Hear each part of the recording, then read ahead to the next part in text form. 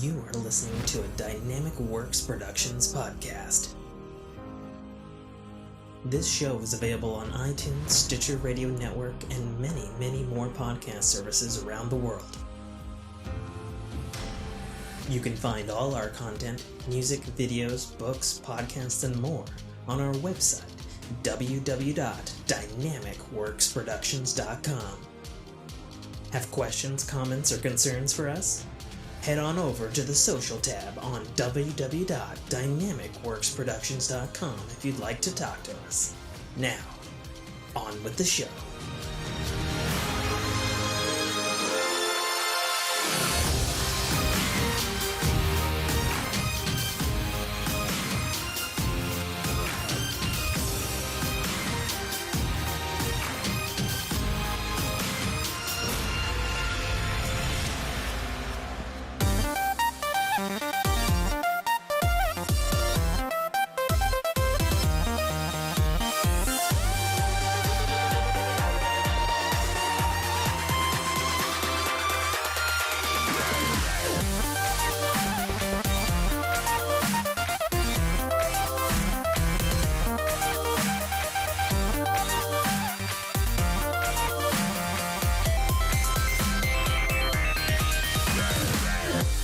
What's going on, everybody? Welcome back to another episode of the Fork in Your Ear podcast. I'm your host, as always, author, podcaster, and gamer. And these past 2 weeks, not much of a streamer, Tim K. Trotter. Joining me on the left on the Twitch feed is the one, the only, the natiest of Foo, who actually looks like he has an 8 in the top of his hat. But I might be mistaken. Nope, it's a B. It's a letter B. Is the one, the only Bait Foo. Nate Boo. I don't. Yeah, wearing my Halloween colors that happen to match my favorite sports franchise. So representing a little bit here on stream. I don't know much about sports, but if I had to guess with a B, it's them Chicago Bears. No, see the little nope. See the little stripes here and there. Yeah, that would be the Cincinnati Bengals. We've had this discussion many times. This? I know. Yeah. I almost feel like you're trolling me at this point. I'm not. Okay. This is just legitimate stuff. But before we get into the show proper, congratulations are in order to my longtime PSN friends, Kono, who just dropped the bombshell that he's going to be a daddy. Yay. Nice. Congratulations, Kono. He's having a little girl. Oh, boy. So, you know all about that, Nate. I do. And Kono, if you want very bad advice, but at least good enough to keep them alive, my DMs are open. See, that's the mark I want to hit. Good enough to keep them alive. Right. Yeah, so lots happened in the last 2 weeks, at least in the realm of entertainment and technology and games and just general. So a lot of stuff to talk about. So as is tradish, I hate myself for saying tradish now that I said it fully. So I've immediately retconned that to tradition. So we're going to get to the ring and we're going to spin it. Going to hold it up to the camera this time, which is something I'm not used to, but there we go. Give him the finger. Fire. Fire? Well, nope. Earth? Nope. Can you fucking stop autofocusing, camera? Earth. Sweet. Which one's Earth? I don't actually have Discord pulled up. This every goddamn week.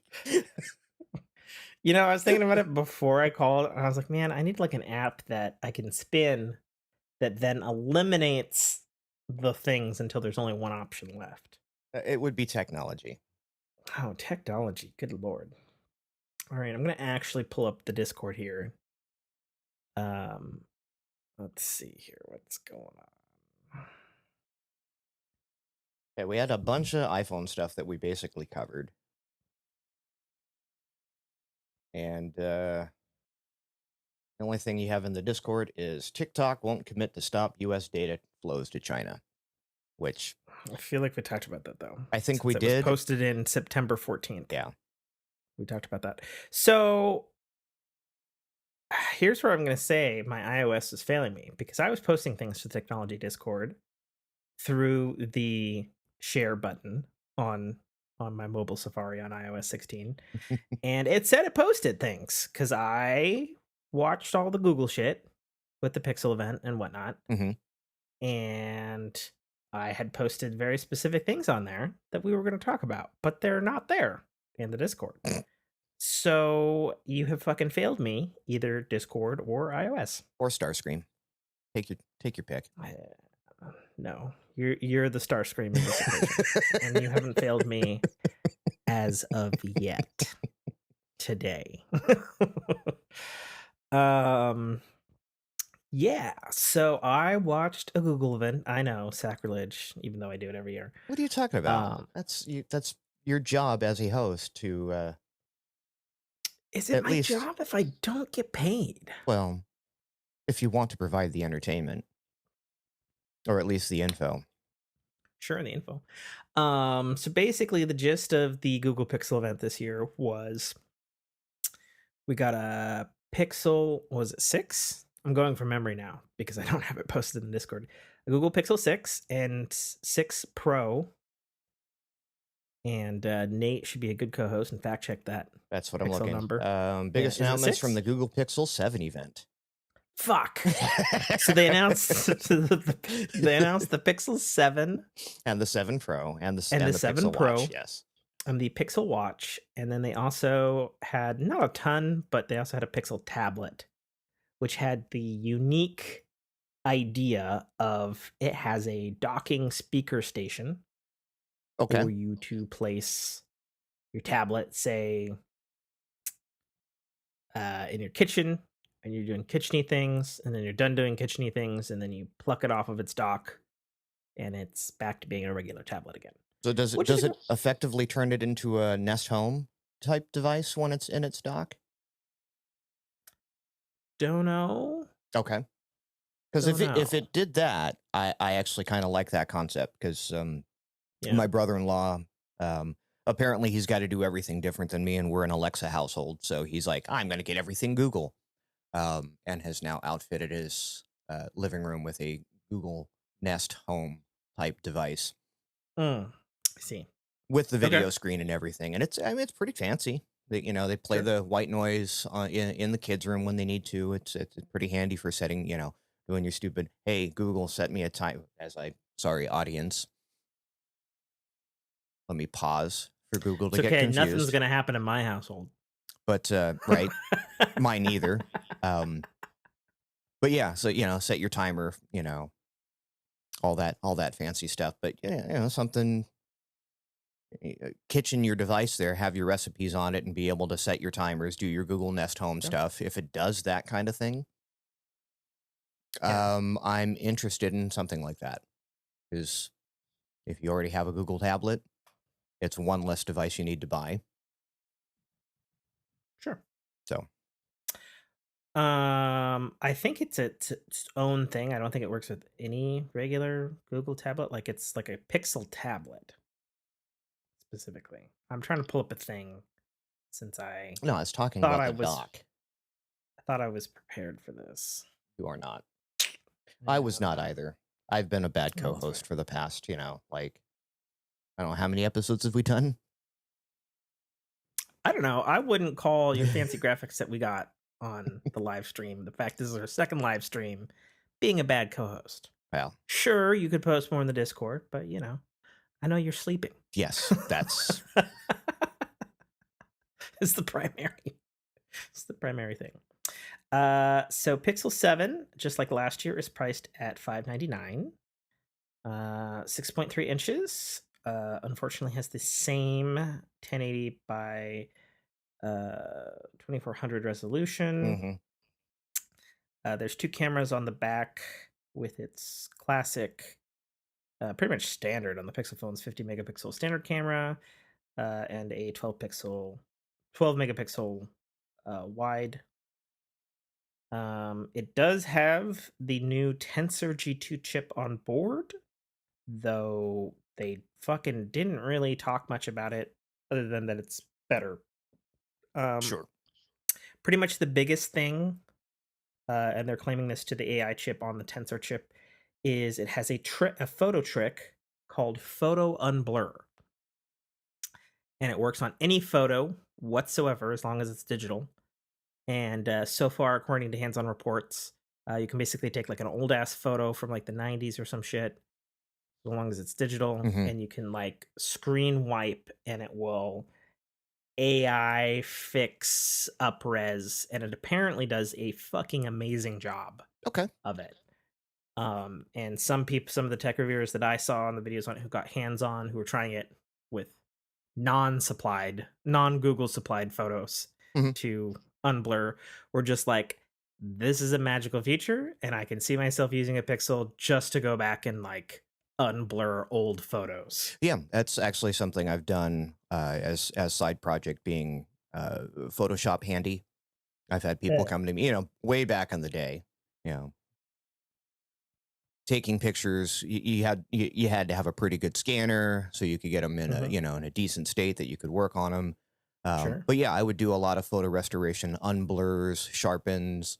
It's a time intensive task. So something like this coming around Yeah, and and doing this it AI, even if yeah, it this does this 90% of doing it by hand, that's still hours saved. yeah, I'd encourage people to take a look at the videos and the tech reviewers on it. But it does indeed do it. It does it in about half a second. I can see this being a feature that I'm sure Apple will scalp next year for sure. And call it new.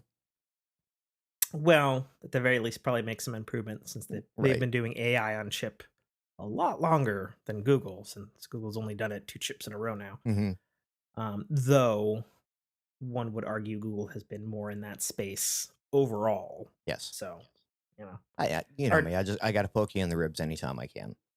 it's fine. They had an interesting thing there in their own press conference to do a little jab to Apple and say that their competitors continue to follow uh, new revolutions that the Pixel Hmm. does. And I was like, okay, camera, sure.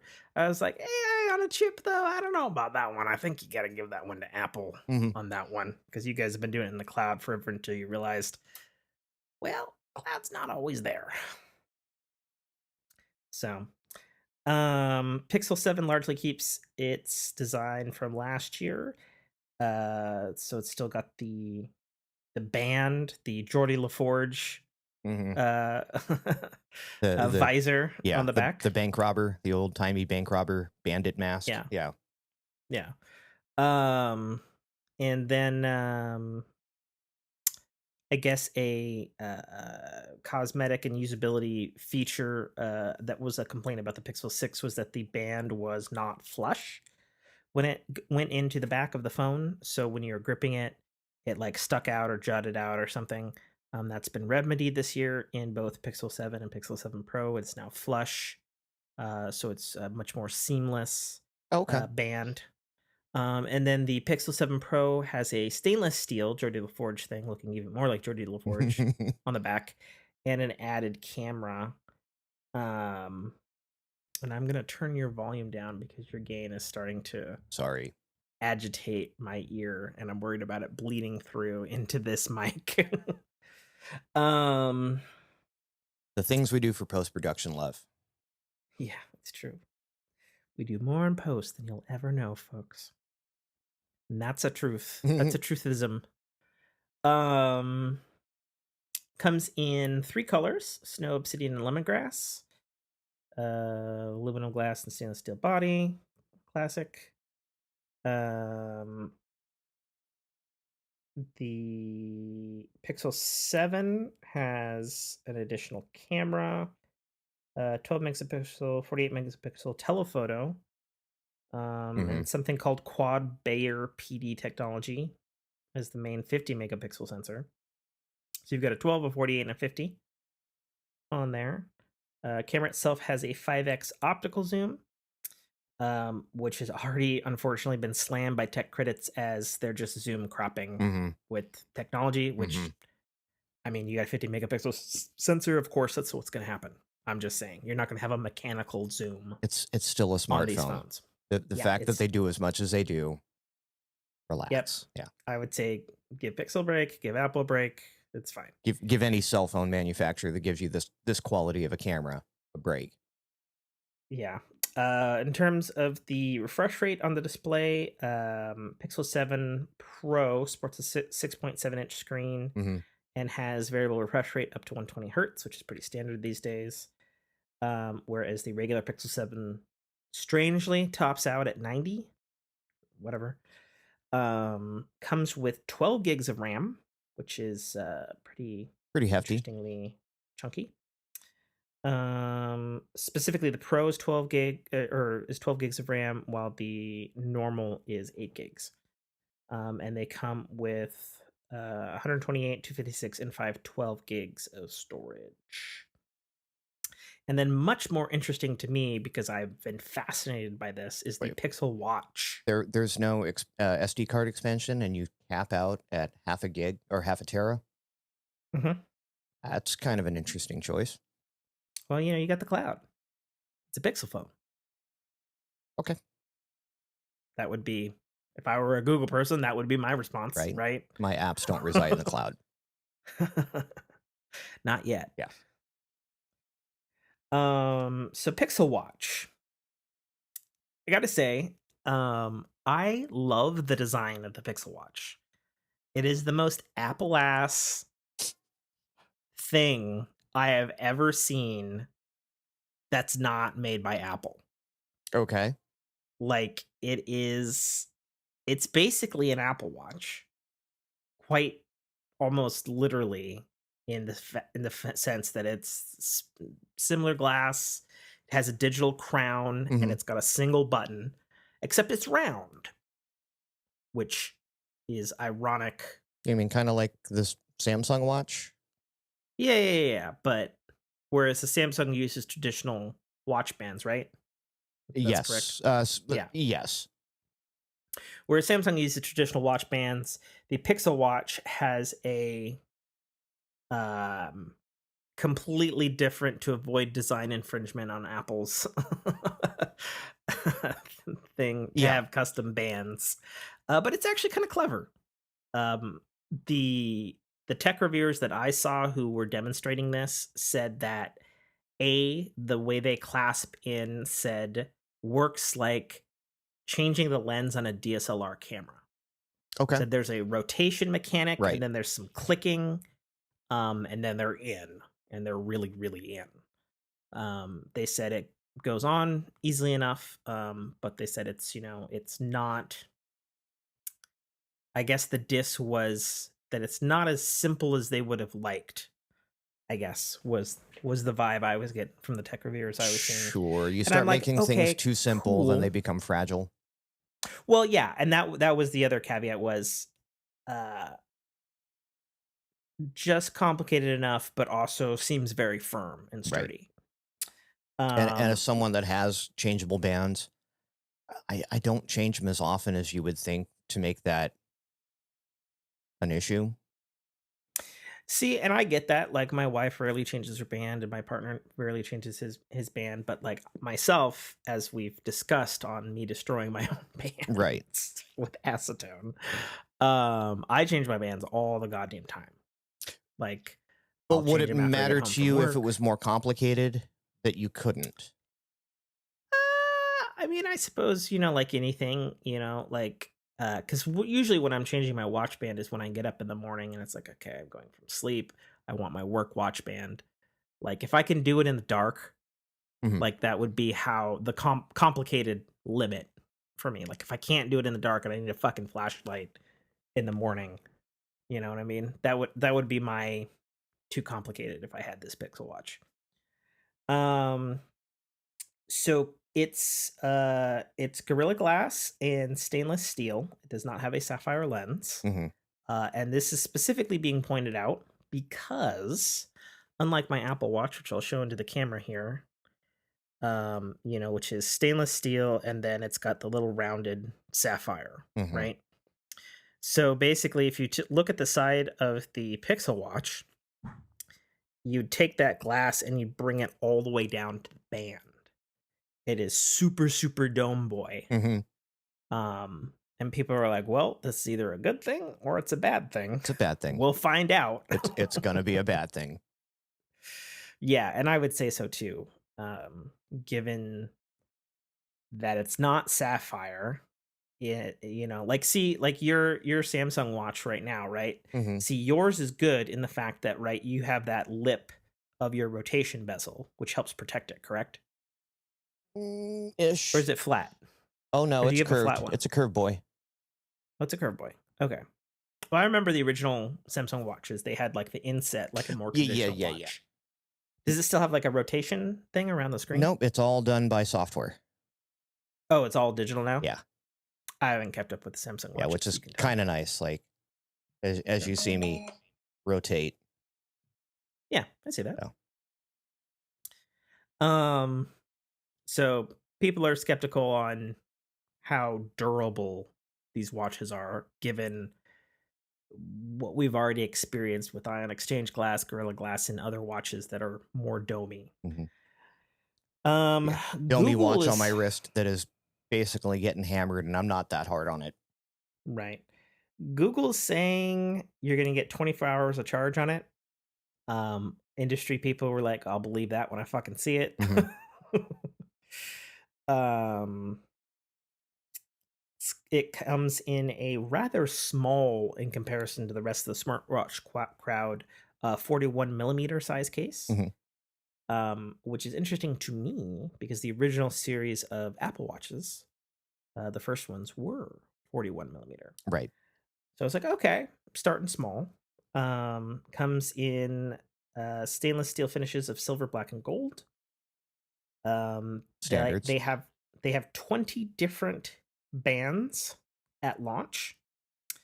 Um, they're trying to buff up the fact that they're calling it a Gorilla Glass 5 crystal on top, whatever the fuck that means. It's not sapphire, it's not sapphire. Like that's pretty much where I come on watches. Yeah, that's just what the face of a watch, the covering on a watch Sure. is called, is the crystal. So Okay. Well, Um, it unsurprisingly has a ton of Fitbit integration, seeing as Google bought them a while ago. So all of the exercise and all that stuff's handled by the Fitbit app within the Google Watch. mhm. It has ECG, it has GPS, it has 40 different exercise modes. It has a fast charge, 50% in 30 minutes. Um, Starts at $349 for basic, and then for an LTE capable Pixel for $50 more. It is only compatible with Android 8.0 and higher. And when you purchase one, you get 6 free months of Fitbit Premium and 3 months of YouTube Music Premium as well. And that's the Pixel Watch. Cool. And I got to say, just on the design alone, if I had infinite disposable money or I was getting paid to do this on the podcast or on a tech review kind of thing, I would grab a Pixel Watch. I think it looks fucking sexy. Yeah. I'll just say it. It looks fucking great. Yes. Fantastic fucking design. Yeah, on Whether or the not it performs under the hood, that's another matter. yeah, on the wearability scale, I would not be embarrassed to be seen in public with that at all. Yeah. And Yeah. I've had I had the original Samsung Galaxy Watch, and that thing was I remember playing it with was it a at a Best fashion Buy. statement. Yeah. It was big. It was big, it was square, it was in my case it was came with the default bright orange band with a giant 2 Oh yeah, megapixel camera on it. I remember they did that. Yeah. They don't have that now, do they? No. Yeah. They continued the camera on one more series and then just phased it right out. I think there were I mean, some you privacy don't need it. concerns. I don't think you need it. You'd be surprised how often I used it. Really? Yeah. Okay. And not in like creepy skeezy ways. That wasn't where my mind first went, but Well, since yours did, to our that tells listening the audience, where yeah, you're not at. in creepy skeezy ways. No, just Yeah. Oh my gosh. a lot of the work that I do requires documentation, and for me to be able to just go like spy cam, boom, snap paperwork on notes, and test setups that I have to actively monitor like ambient conditions and document that. So instead of having to constantly write things down and remember where I did it, just break open the watch and snap, snap, snap, snap, snap. came in handy for me. I almost miss it sometimes because now I gotta, drag the phone out of my pocket. Yeah. The other thing that I apparently Ghost posted to the Discord was the new slew of Alexa devices, Hmm. which I'm trying to Google now. Oh, here we go. So they introduced a couple of new things. Oh, this is a literal press release. I don't want that. Give me some pictures, God damn it.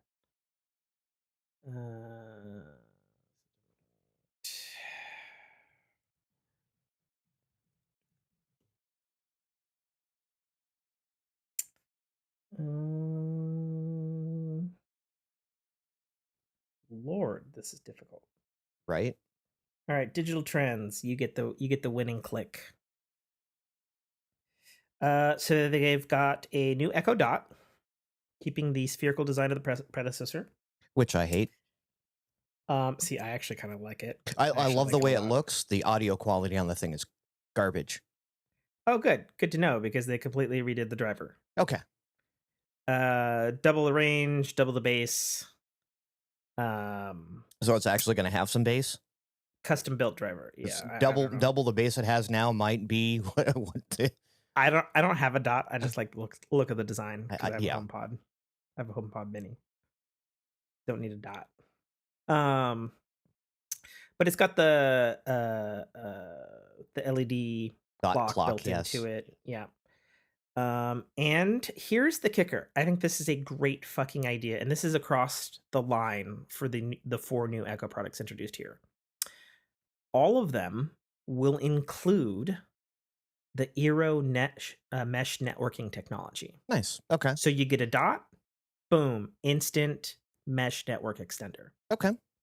And I'm like, that might be the greatest fucking smartest idea I've ever fucking heard. I'm like, yeah, of course, put it in the speaker. For a $50 device? Yeah, let's fucking go. Right. I don't think the Dot's $50. Echo Dot starting at $50. Are you looking at the new one, the 4th gen? 5th gen. Whatever the fuck gen it is. But yeah, I think that's fucking fantastic. You're going to spend $50 on a range extender anyways. At least now it can actually do something besides spend at least $50 on a range extender, let me tell you. Yeah. So yeah, I think that is a fucking, I'm like, wow, why didn't Google or Apple do that with their speaker devices? Like, that seems like a fucking no-brainer, and I can't believe no one's thought of that yet.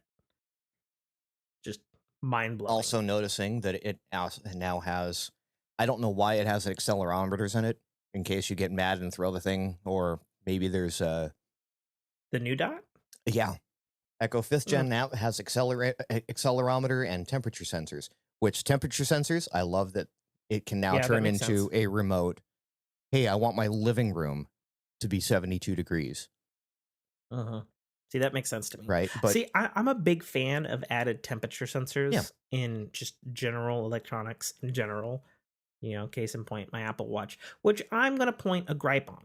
So I think I said last time I just barely had a chance with the Series 8 watch, right? It does temperature sensing, both exterior and then basal on the skin, right? And you have to sleep with it for 5 nights for it to build a baseline. So we've done that. Here's my problem. If I want to fucking check my temperature in the morning, there's no goddamn fucking way for me to do that and get the data on my watch. At least one I haven't figured out. For me to do that, I have to go into my health app. I have to then go to the temperature setting. And you would think that would be where it would stop and be like, oh, here's the data. No, I have to then go into connected devices and then device history just to fucking pull up my fucking temperature was that night. Wow. Okay. That's just some oversight shit right there. I'm sure they'll fix it in a software patch, but it's just like, what the fuck? It's lazy development is what that is. Yeah, it's so I don't know about that. There's some new, anyway, going back to the Amazon stuff, there's some new Echo Dot Kids. They've got an owl and a dragon design. That owl looks adorable. Yeah, it's not bad. Not bad. Just reading up here, apparently the Eero functionality is being rolled out to the 4th gens at the end of this month. Really? Yeah. Hmm. See, this is fascinating for me, but I already have like fucking 12 mesh extenders in my fucking Right. house. So I don't need another brand that's not compatible, you know? But yeah, if you don't have one, sure. There's a new Echo Auto. It's now got 5 microphones in it. For those who don't know the Echo Auto, it's like a little clip microphone thing that you can put on your dash that'll connect to your car to give you kind of like a CarPlay, Google Car type experience thing. Um, and can like has the Alexa in it. There's an Echo Studio um, that got a new color. Yep, there you Mm-hmm. go. And that's what we got. We got the dots coming in at 50, Echo Dot with clock, an additional $10, $60. I didn't know there were 2 products. Echo Dot Kids, $60. Echo Auto, $55, and the Echo Studio, $200. Yeah. $200. They also introduced Amazon Astro, which is this weird robot thingamajig with a fucking tablet on it that nobody fucking wants that like maps your house and tells you where your cat is. Or, I don't know who the fuck buys that shit. We're not there yet. We'll get there. And you know what? Like, this is the big play here. All the tech companies here want to capture as much data about you as humanly possible. To the point where they've made devices that specifically were for this. Like, buy our Echo drone that will map your house as a security device. And it sold miserably because everyone went, I don't need that. I don't Yeah. want that type of surveillance. So Amazon has done a very good job at now. What did you just do? I sent a link. That's Yet, funny. yet another link that's not posted in the Discord for some reason. Yeah. No, it showed up in Skype over your face, as you'll see in the Oh, stream for I'm looking at the yeah. stream. I'm waiting for it. I'm waiting for it. It probably already went away. But yeah, Yeah, no. the delay should be about a minute. They're trying to get as much as they can, hence buying Roomba, Right. right? And now making Technically these iRobot, but sure. right.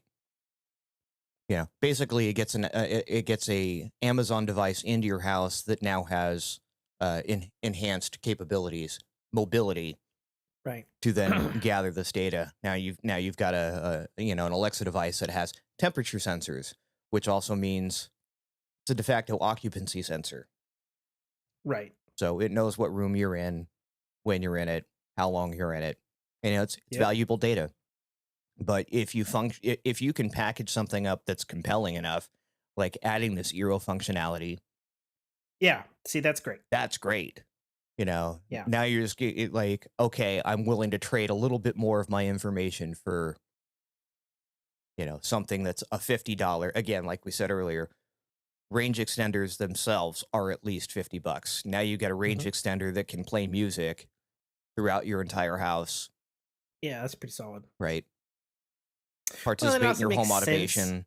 too, because like for example, like I have to use a range extender. Jesus fucking Christ, there's another goddamn beetle. I don't know where the fuck all these beetles are coming from. Okay, well, he's just gonna have to chill above me. If I scream at some point, it'll be good entertainment. Um Ah!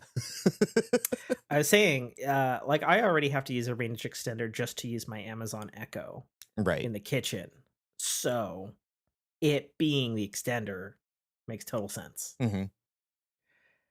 Um, so Elon Musk had another big showing of the Tesla bot, which is now called the Optimus, of course. Um, I watched the presentation. There's 2 Tesla bots. They showed one that looked more akin to the man in the suit that showed up last year, which was Mhm. basically kind of like this is what we're going for. Um, That is the Optimus, and then they have one that's a lot more skunk works robot-y looking that was hilariously called the Bumblebee. And I'm like, okay, well, in 2030, we'll have the Megatron 5, you know. That's kind of where we're going with those bots. Hmm. The general consensus, these bots are real. They've built them. They're not ready for commercial prime time. Musk said he was a little too optimistic on that one, like, from a year ago. But with about a year of R&D and about 8 months of actual development, Hmm. they've made some pretty big strides. I watched an interview with an old Boston Dynamics robot engineer, and they're like, yeah, they're prototypes. They're like, but in 8 months, they came farther than some of the shit that we worked on for like 10 years. Right. So don't scoff just yet. Right. Was what that guy was saying. And I was like, okay, all right, fair enough. Fair enough. And then debating on whether or not to talk about this in technology or to shove it into life. Because last Thursday, or I guess 2 Thursdays ago,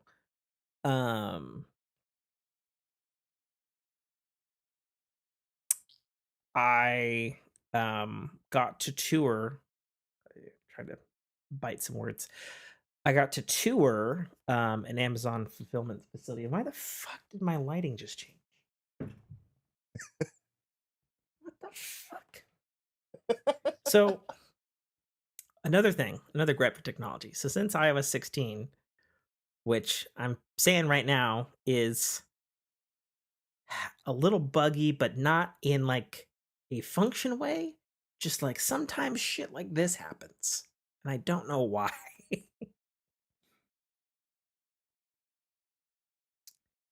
So let me just fix my Your fucking lighting here. your Amazon device has heard you talking about Elon Musk derisively. My Amazon's not connected to my Hue. All right, there we go. Much better. And now you all get to see the shenanigans that Anyways. I have to deal with when I go, what the heck just happened? This is the kind of stuff that is happening in those moments. Yeah, so I got to tour an Amazon warehouse 2 weeks ago. And that was fascinating because I got to walk the floor and see what people do and see what all the different stations and whatnot are. And Nice. it is, Jesus, it's big. Yeah. Like, I knew the warehouse was big. I've passed it on the freeway hundreds of times. But it's like 8 football fields times 5 because there's 5 floors. Mhm. And like a single station will do like 8,000 packages in a day or something. There's like all these different things and robots and mechanisms and people, and it's just a lot. Yeah. Like, It it's is a Willy kind of Wonka's fucking it is a insane. Willy Wonka's factory. Yeah, it's kind of fucking insane. You know? And for those Redditors out there, yes, I saw lots of bathrooms. There are many bathrooms. Right. Many break rooms, many things. But yeah, no, it was cool. It was neat to see a little bit of how the magic works, how you order some barbecue sauce on fucking Monday and it gets to you on Tuesday, unless it's shipped via USPS, which is also what happened to me last week, and then arrives a week later. um yeah, no, it was cool. It was very interesting. It was also a unique experience because the warehouse was actually like closed down, so it wasn't like operational. Oh, see, I would At have the rather have at seen the it time, operational. they had like certain stations with like one dude at them, like demonstrating how everything was done, and then pausing to take people's questions and that kind of thing. Mhm. Fuck you, Beetle! I see you crawling closer towards me. I've killed 5 of them today. And speaking of technology, um, before the show, um, so I cleaned this entire room that I'm in today, um, very, very thoroughly, right? Dusted, air blew, vacuumed, wiped, sprayed, all the things. Okay. And you gotta say something because your gain is fucking going crazy, and I hear like microphone noises and whatever's flying overhead. I, Just I say got I something. got There nothing you on my go. VU at all. There you go. That's Good. weird. Good. It's gotta be Skype, would be my guess. Auto gain is on, probably. Um, but no, I cleaned Oh, everything. yeah, maybe. And as most people know, I have an M1 Mac Mini, and there was a fucking Beetle just chilling out on the HDMI cord coming out of the back of my Mac Mini. I'm like, fuck you, Beetle. And I tried to like get it and squish it, and it scurried into the fucking vent hole for the fan and shit. I was like, no, don't go in my Mac Mini. And so actually just before dinner, so I had to get the vacuum because I was honestly a bit worried that he was like gonna go in and get like stuck, or I don't know, hit the fan and get bug juice splattered all over the inside of my Mac or some shit. And so I'm going at the back of my Mac Mini with a fucking vacuum, and this motherfucker is hanging with 2 of his fucking mandibles or arms or something on the HDMI cord for dear fucking life as I'm trying to vacuum him out of my Mac Mini. I eventually got him,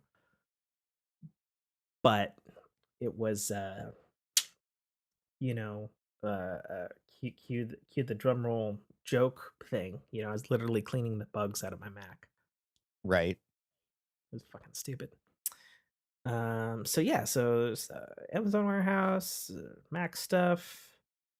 Um, yeah. Oh yeah, and apparently the new NVIDIA RTX 4080s are literally the size of an Xbox Series S Right. and won't fit in most people's gaming rigs, Which and I you'll need to get find a new fucking absolutely case. hilarious. I was like, Jesus, that's a big card. That is a big card, man. So, all right, you got anything more on tech? I do not. All right, we're spinning I the. did adjust. I turned off the auto gain, so maybe that should help. It sounds like it's helping already. Okay. I'll know when you decide to not speak for however long it takes for that to activate in. Cool. Uh, Now I'm trying to get the stupid side menu to go away. Seriously, it looks like it's in between. Let's call it air. Okay.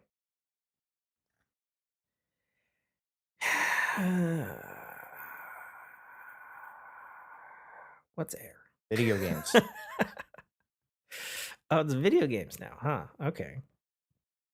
Well, Yeah. what you been not playing, mate? I have not been not playing anything. And not for, well, no, for completely lack of time to do so. How do I get this stupid menu to go away now?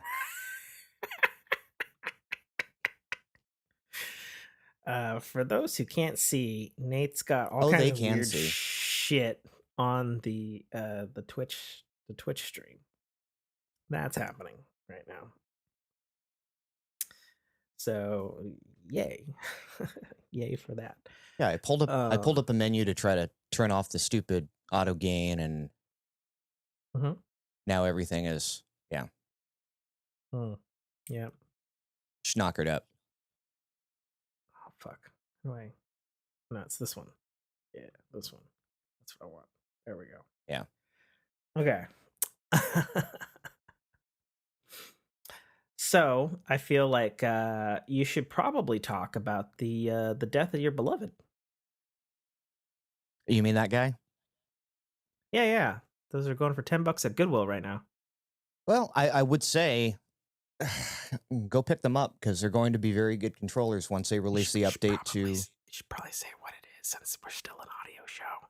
Well, that is my Founders Edition Stadia controller. But yeah, no, apparently they're trying to unlock functionality to make them usable via Bluetooth with anything else. And if that's the case, $10 for this controller, damn good deal. They're well built. But Yeah, yeah, you told me that before. That is a good controller. yeah, poor Stadia finally met its demise, which we all kind of knew was coming. Unfucking ceremoniously, I might add. Extremely unceremoniously, much to Like the the employees didn't even know. or the developers making games for them. Yeah. Kudos to a couple of developers, such as Microsoft's ZeniMax Online, who's just like, yeah, we didn't know, but we're working on a patch so that come December, you can transfer your save from Stadia to PC. And I was like, damn, that's fucking, I mean, good on them, Right. right? But yeah, no, it sucks. I know people are clamoring for other things. There was somebody has like 1,000 hours on Red Dead Redemption 2 Mm-hmm. on Stadia, and they're like, please, for the love of God, Rockstar, let me transfer my save. I doubt Rockstar is gonna do anything about that, considering they've been really busy with that break-in with Grand Theft Auto 6, but I believe we talked about that last episode. We did, yeah. Yeah. Um fucking Beetle. Fucking piece of shit. Beetle. Fucking hate you so much. It's just above me now. I don't like it. Come on, Skype. Quit being dumb. This is seriously pissing me off. Like, just make this little menu over here on the left go away. Just close the menu. Okay. There should be a little X There. up at the top. Oh, you can't see that. No, there is not. There's a little hamburger. Well, so much for interface parity between Mac and Skype, right? Right. Or Windows and Mac Skype. But yeah, the Stadia is officially dead. It's going offline the end of December. The developers and engineers on Stadia at Google didn't know they lost their jobs. Mm-hmm. I saw one dude on Reddit who was so pissed about it. He's like, I'm a systems engineer for Stadia. I don't have a job anymore, and I'm never fucking working for Google ever again because that is insane. We walked in one morning, and then he said that like they were having like breakfast or something, and then everybody was looking at their phones going, what the fuck? Because they didn't know that it had been canceled. And there was an email from Phil Harrison, who runs Stadia, who formerly was a VP at Sony. And I think he also was a VP at Sega, too, my dad. Was like, hey, can you join us in the conference room at 10 a.m. for an announcement? And it's like, so they could get fired. And I'm like, Jesus Christ. What a fuck up, you know? All I'm saying is, you Luna guys out there, look out. Right. Yeah, I guess Luna would be Holy shit. the only equivalent currently out Yeah. there that is operating on the same business model. Right. The first thing I looked into when I saw that Stadia was closing down is what would be the best alternatives to Sure. to my fellow Stadians. I mean, what is it? It's GeForce Now, GeForce it's Now. Luna, and it's xCloud. And Steam. What streaming does Steam do? You can Steam share games from your own PC, and I believe they're working on. Oh, I know about that. That's not. No, it's not. But it's an alternative. That's the same as back in PlayStation 4 era when I was using my PlayStation 4 to stream Final Fantasy 15 to my hot-spotted PlayStation Vita on a van ride on I-5. Like, that's... He figured it out, folks. Fucking A. Fuck you, Skype. The Beatle is now moving that away. That's going to be the name of this episode. Fuck you, Beatle. Lingering Beatle. I got your lingering Beatle right here. Though it's I must say it is probably apropos that it's a Beatle, given that it's October now. Mm-hmm. You know, get that Beetlejuice on me. Not that I want it. I don't want it. You were so ready for fatherhood with jokes like that. Am I? Yeah. Oh God. Yeah. But yeah, no, I was a little sad that, that Stadia did shut down because I still, to this day, maintain that the Stadia streaming technology is by far and away the most stable and consistent of the streaming services out there. So hopefully someone picks up that tech. Well, and I mean, I doubt it. I'm sure it's probably proprietary by Google. Mhm. Um, Are you but saying Google doesn't want money? sometimes. Did you hear what they're doing to? God damn it, woman! It's got to be Jessica.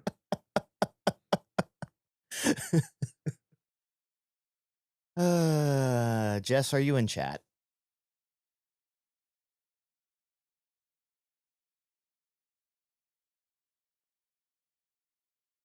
I just texted her. Why am I in the dark? Unless she's got an alt account, I don't see her in our chat. No. Well, while you're figuring that out, I'm going to go grab a beer real quick. Nope, we're good. You got it. We're back. I'm still going to go grab a beer real quick. My camera can't focus now because it's like, too much light. Yeah, go grab a beer. I'll vamp for a minute. Yeah, god damn it. Can you? There we go. Focus. Camera. Oh my god. Yeah, Stadia's dead. Hooray. His name returns. I have returned. God, the gain's back. The gain is back. Oh. I didn't do it. It goes up when you don't talk, and you went away for a long time. I turned off so the auto blew gain. my fucking ear out. I was muted the entire time as well. Well, apparently everything's not as it seems. So I think this is all on you. I think you're going crazy. I think the light show. I think the Beatle has burrowed its way into your brain. You think I'm going crazy? Yeah. You think I'm going crazy? I gotta scroll way over. You think I'm going crazy, Nate? I'll show you fucking crazy. Nice, the Joker theme. Well done, sir. Looking. You can do all kinds of stuff here. Okay. We got colors of the rainbow. So, what was your take on Stadia shutting down, since you did nothing but mock me for it incessantly? I tried it. I gave it the college try, and it was a terrible experience on every device. God damn it, where's my fork thing? There we go. Okay. Good riddance. Yeah. Google doesn't need to be in gaming any more than they are to the extent with YouTube. Right. Like, and offering games on the Google Play Store. Like they don't need to be in that space. There's nothing that they could have added. And the one good thing that they could have added, one of their main competitors caught up in spectacular fashion. That is already in the gaming space. Right. That's yeah. Right. And has a platform that people want to be on. Right. Well, that's you can the actually thing, right? buy games on and still use them if the service in isn't available. Perpetuity. Yeah. Yeah. So yeah, no, Luna. Yeah, your days are numbered as well, unless they can figure out their pricing scheme. I mean, it's not that. It's they don't have a platform people want to be on. Sure. Like, I'm a hardcore gamer. Mm-hmm. I don't desire to be on any other gaming platforms than and I play on a ton of them. Mhm. I play on Switch, I play on Apple devices, I play on PC, I play on Xbox, I play on PlayStation. I don't need another service, another device. Right. That's also aimed at you, Netflix gaming. Mhm. Which Like I don't still need it. nobody knows about, and I didn't like I opened up my Netflix app on my TV, and it's like, no mention of it. Well, because only you can only play the games if you have an Android device. Right. Which is I'm dumb, like, okay, right? that cuts out Where you currently probably. have Xbox that is making the, machinations to get into, 1, a standalone streaming stick, Mhm. 2, as a pre-built app into smart Yep. TVs, Oh yeah. working its way into the, uh, Android TV interface, Chromecast interface, Yep. Mhm. Roku interface, and, Yeah. they'll never unfortunately be on the Apple TV interface because, well, Apple TV, Well, we'll see. right? At some point, You I know, feel that one's gotta cave. and that's one of those, like, I can justify that again because I can play the games here in my living room, in my Mhm. office, on my phone. And if I go on vacation and my Mhm. kids, eventually want to game, I don't want to pack the Xbox. Sure. I can bring my Xbox streaming stick and plug it into Sure. the hotel TV. Yeah. Well, and for some people, that's a Series S because it's so fucking small. Sure. You know. But yeah, no. Um, Stadia's dead. Yep. It's a dumb fucking name. Always been a dumb name. Hmm. Uh, yeah. So you haven't been playing any games. So let's see. What all have I been playing?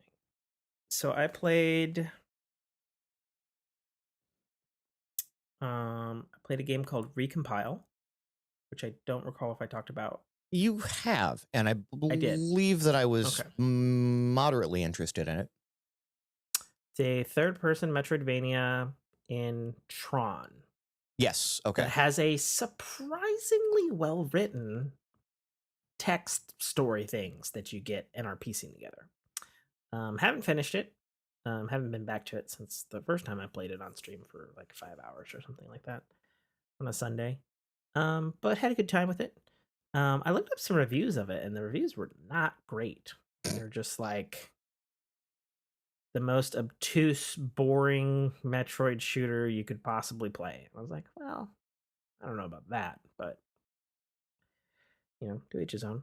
Right. I'm fucking back on the goddamn Destiny train. Um, Well, it's a good thing because I haven't been, and I haven't been missing it either. I mean,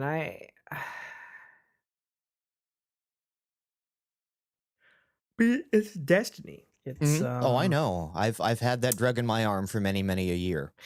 yeah, you're telling me. Had it in and out since 2014. Um, I don't know. Yeah, I've noticed that you've been hitting me up to join you for raids the past couple of weekends. Yeah, So, I have. Uh, well, it's good that s- you finally reached that stage. yeah, I'm not entirely happy about it. Oh, why not? So Why are you mad that you enjoy something? I didn't say I enjoyed it. Those are not words that came out of my mouth. Um, I guess it's so. Here's the thing: like back in Destiny 1, I feel that one of the things that broke me more than other people was the King's Fall raid. And not because it was like overly hard, but because it was buggy as shit. And it was highly mechanical, which made those bugs even more egregious. Yeah.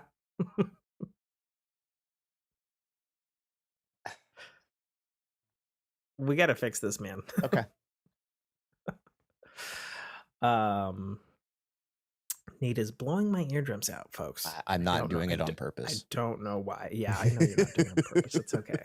I forgive the not doing it on purpose part of it. um, and so I guess the way the way the raids works now in Destiny 2 is there's a raid that rotates, and that one drops pinnacles, which is the Right. highest gear you can get. And then the newest raid is always in the rotation. And the newest raid in Destiny 2 is the Kingsfall raid. King's Fall raid, The reprisal from Destiny 1. which they have indeed made better than Destiny 1. And it's less buggy and even changed a couple of encounters with some nice quality of life updates. But that doesn't change the fact that I don't fucking like running the King's Fall raid. Sure. Again, it's And highly so mechanic heavy, and there's a lot of ways that you can screw up very simply. no, it's not even that. So last Friday, we did a King's Fall run, and it was fucking glass. We were in and out an hour 20. You know, I think we wiped once and completed all encounters, did the thing, bada boom, done. Okay. You know, and then the shower and the joy at the end, was non-existent. And I was just like, I don't want to do that ever again. Well, I've never found the raids exceptionally rewarding for the effort. See, and that's the thing though. Other raids I have, like I felt that on Vault of Glass. At the end of D1, I felt the Rise of Iron raid. I don't remember what that was called. Wrath of the Machine. Wrath of the Machine. I felt that was a fantastic raid. Never played it. The first raid in D2 was King's Fall all over again because it was buggy as shit. Mm-hmm. And then they eventually removed it because it was buggy as shit. Um, and I haven't played a lot of the new raids. I did play half of the newest actual raid that came with Witch Creed, the Vowed Disciple. Mm-hmm. And I had a good time with that raid, actually. Mm-hmm. I was like, huh, I feel like they're learning. Did you get kicked by that sexy giant Rolk? No, I only played half the raid. Oh, you haven't gotten He's to the the fun end. guy yet. He's the end. Yeah. So if I played half of it, I'm not. You could have played the back half of the raid.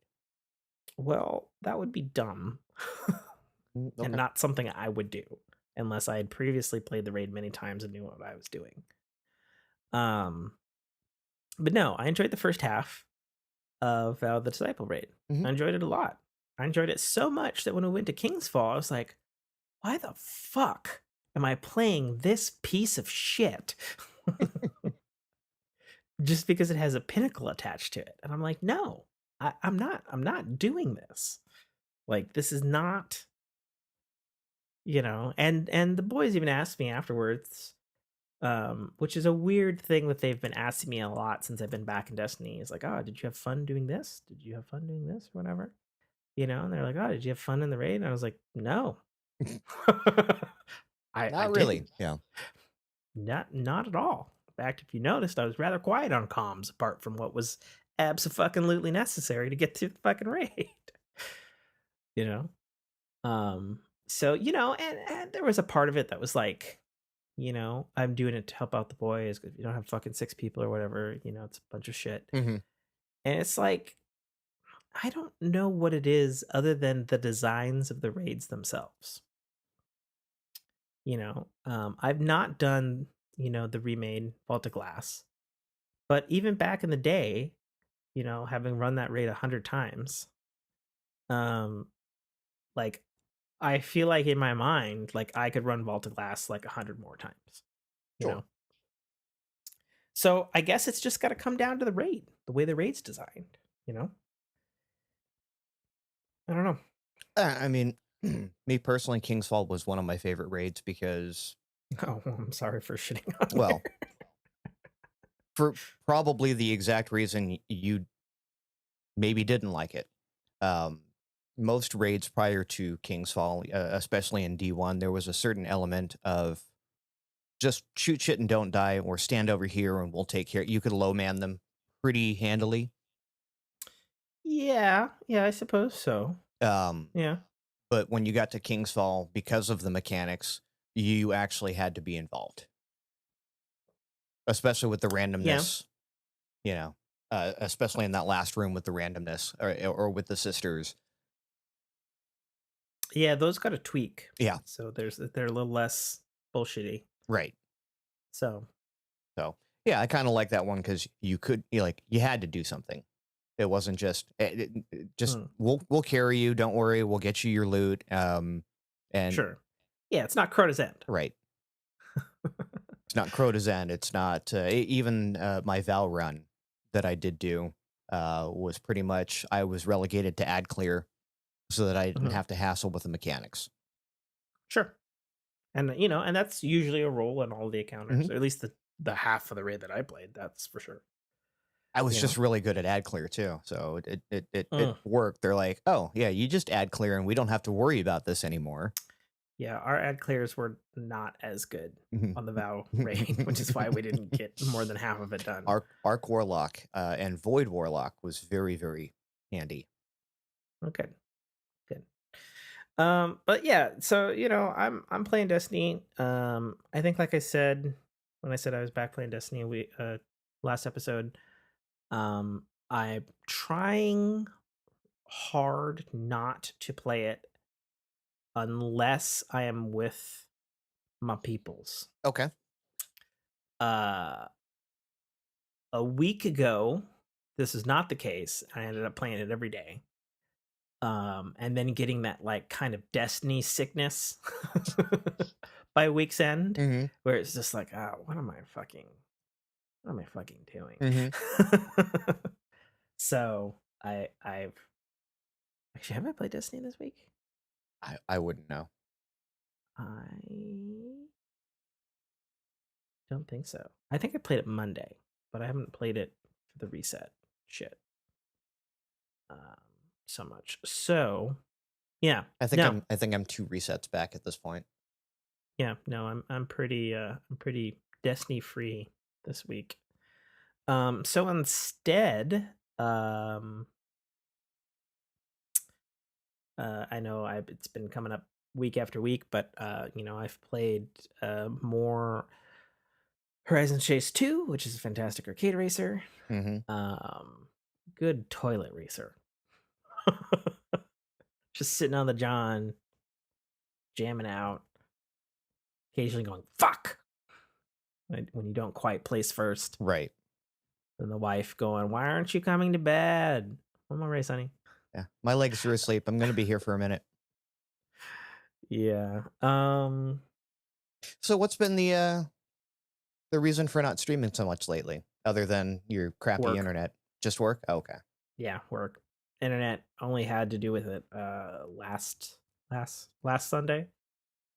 Okay. And I was like, okay, well, I'm not fucking streaming today. I Yeah. guess we're watching stuff. It's been holding up pretty good so far tonight. Shut the fuck up. You're not supposed to say stuff until the thing is over and we're Yeah. in the clear, Nate. God, don't you know It's, how these things work? it's a good thing. Yeah, you don't talk about the shutout while it's still going on. Yeah, exactly. Oh, wait, you do understand sports metaphors. You've been lying to me this entire time. Or I just acknowledge you and hope that that's the correct response. As his lights turn off again. Shut up. That could happen. I don't know where the Beatle is. He's not up in any corner above me. This is concerning. What's that on the back of your mic? You shut the fuck up. As I feel my hairs move on my leg. Um God, what did I play this week? Yeah, I I don't think I mean played a lot. I think the that's been biggest it. thing that I played was yesterday. No Man's Sky. Played the big 4.0 update. And then on That a was whim, Waypoint, right? yes, the Waypoint update is the title of this one. And I picked up No Man's Sky for the Switch, Yes. I did see you post which that in the Discord, which again, the is black magic involved. I don't understand. I don't understand. Because the thing is, like, I feel like Astroneer gets away with it because it's a similar thing that has procedurally generated worlds because it's low poly, Hmm. right? It's low poly as fuck. That's its art style. That's its aesthetic. It wears it on its sleeve. No Man's Sky is not low poly and has just so much content as your game gets high. Um, and I don't understand how they fit it on Switch. I understand they're an indie team still, and Sean Murray, the creator, is a fucking technical wizard. In all truthfulness, man is is powerful with the coding force. Yes. But like, so for example, the game's like 20 something gigs on Xbox and PlayStation. Hmm. It's 4 gigs on Nintendo Switch. And I'm just like, I How? don't Right. I don't understand. No, it is. It's understandably running at a like 720p, right? Yeah, but it's running at a locked 30, which is something the original PlayStation 4 and Xbox still struggled to do. Even at So 720p. I mean, I don't think you can change the resolution on the original Xbox and Okay. PlayStation, at least as far as the game rendering is concerned. But it runs really well. Like, I'm just like, it hurts me how well it runs, especially in comparison, you know, to last generation consoles, and it's on half the RAM, Hmm. and I'm playing in portable, and I'm just like, it's all here. I don't under fucking stand. And it's funny, I saw some people complaining in reviews that the load times were atrocious, and I was like, I don't think a minute 15 for a load is atrocious. Oh no, I mean that's atrocious. Like, But it's kind of bad, but when you understand that No Man's Sky is not your typical thing, right. and the fact that only SSDs make it go faster Hmm. because it has to figure out how to render the universe in front of you every step of the way, like Hmm. instead of pulling from some folder, like it's just fucking impressive, man. Sure. Like it's super super impressive. I'll say for those on the fence wanting to pick it up, yes, unfortunately, No Man's Sky 4.0 does not have any kind of cross save or platform save, and I think it desperately needs one Hmm. at this point, given the fact that they're on PC, they're on Xbox, they're on PlayStation, they're now on Nintendo, and next month they're going to be on Mac and iPad. So I'm just like, okay, When's Android it's coming? space Minecraft. You gotta get this save cloud thing Hmm. going here. Come on, guys. I know you can do it. You've pulled off crazier shit, technically. Um, so I really hope that's coming. It's Well, unfortunately not the 4.0 are update. I think here's the issue. Are the saves local or the saves cloud? Like, what do you mean? When you complete something, it updates your local game save. So No Man's Sky does things a little differently. So you have an on console save, Okay. and then things that you do That would be a in the local save. universe Yes. or change a planet or whatever, since everybody's playing in the same universe. Hmm. Um, if you're connected to No Man's Sky servers, which you can toggle on or off, that stuff's uploaded and then synced. Hmm. So that stuff is synced. So you put a hole in this one mountain at wherever on a Right. planet, that'll be synced for the next player.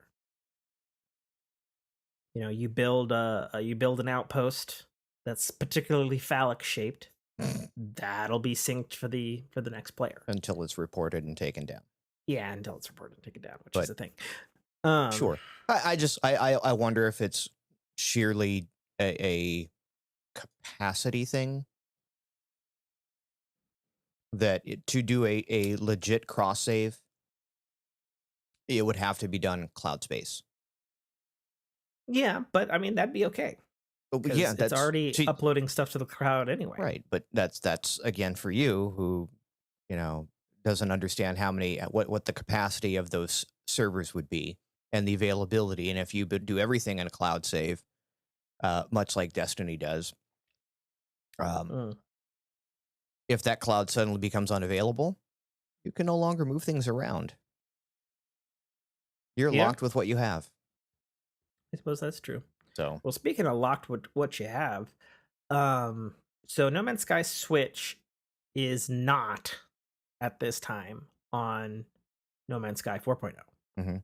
It's on the version before it, which is really interesting because 4.0 overhauled the UI again and did a bunch of quality of life stuff with inventory and management and all that kind of shit. And so it's interesting to play new version as your game blows my ear out again. And uh, I don't even have gain on at this point. I don't even have okay, noise canceling on at this point. I don't know what it is, man. I don't know what it is. Um, yeah, it's just interesting hopping back between the two, between new version and basically the prior update Mhm. in Nintendo form, just to see the stark contrasts between the two. But the other thing that's a huge letdown on the Nintendo Switch version is there is no online. There is no synced. There's no nothing to the cloud servers. There's no any. There's So none of that. it is a local instance only. Correct menu. Gotcha. And they also removed a feature that came earlier this year or last year, which is you could have settlements. Okay. And they claimed that they removed that specifically and only for memory reasons. They said when we tried running a settlement, it was just too much, and the Switch choked, Uh, and so we cut it. okay. I was like, okay, understandable. But what's less understandable is the synced save universe multiplayer thing. And maybe it's a RAM thing, I don't know. Could be. Um but it's a bit of a bummer because, how I boosted myself up since there's no cross save yet when I went from PlayStation to Xbox is I just partied up, had my Xbox next to my PlayStation person, and Mhm. then I dumped my PlayStation inventory into my Xbox person, and away I went, a rich billionaire Nice. with tons of kick-ass shit, And I mean, that might you be know? part of the reason why there's not a Switch online component right now, because of some of the assets you might be able to transfer over just don't quite work. I mean, maybe. I Maybe. don't know. Don't It's know. hard to say. Like, the thing is, like, other than no online and obviously some graphical cutbacks, like, it is No Man's Sky. Sure. It's not a I mean, yes, it's missing a couple of things, but it's not like a light Right, but it's version. not missing a couple of things for the sake of it. It's because it's on Switch. It's missing a couple of things because they've updated the game already. Well, that is also true. Right. But I mean, like the core experience and all of the ludicrous amounts of expansions that they've done over the last 6 years, Mhm. like those are all there. And how they got that to fit into 4 gigs, I have no fucking idea. But you know, I don't know. If you're curious about No Man's Sky, but don't care about multiplayer or obviously having any cool shit, so you start off from scratch again, it's fucking No Man's Sky on Switch. And it runs better than it should. That's all I can say, man. Yeah. It's interesting. But I have been enjoying my 4.0 update on Xbox. So that's cool. A lot of neat shit. Some graphical overhauls and things. I'll point out a nerf that'll only be for the No Man's Sky people. Like Mike. we're actually talking about in the Discord today. Mhm, So, is interesting. So, No Man's Sky doesn't have levels, so to speak. mhm. But you do have like you have slots and inventory space. And in old No Man's Sky, you were limited to a maximum of 16 technology slots. So you could only have like whatever 16 slots modules you needed for improving your jetpack, improving your air, your health, your Right, shields, right. that sort of You stuff. had to juggle And then within your limitations. right. And then the original inventory was limited to like general inventory was limited to 64 slots. And I think when you start out in the game, you have like one tech slot and like four cargo slots. And then you get more through either accumulating mass wealth or finding drop pods, or sometimes they'd be rewards or whatever. And those were basically, in a sense, how you quote unquote level up in this game. And so in the update, they updated it to 128 cargo slots and 64 Tech slots. technology Okay. slots. Um, but for the people who are already at previous max capacity, my tech slots got knocked down to 8 when I logged in. And I went, what the fuck? Okay. And I was like, okay, what do I do now? And then more importantly, where's my shit that I'd spent like 10 hours crafting Right. to go into those slots? And so I had to I had to figure it out. Um and basically it was just like I had to reacquire slots because it didn't count the 16 cap that I had, which was a little annoying. Um and then on top of that, what I had to do was figure out where it put my technology stuff, which thankfully they had the foresight to like not just scrap it because that would have made a lot of people super mad. Right. Still somewhat mad about it.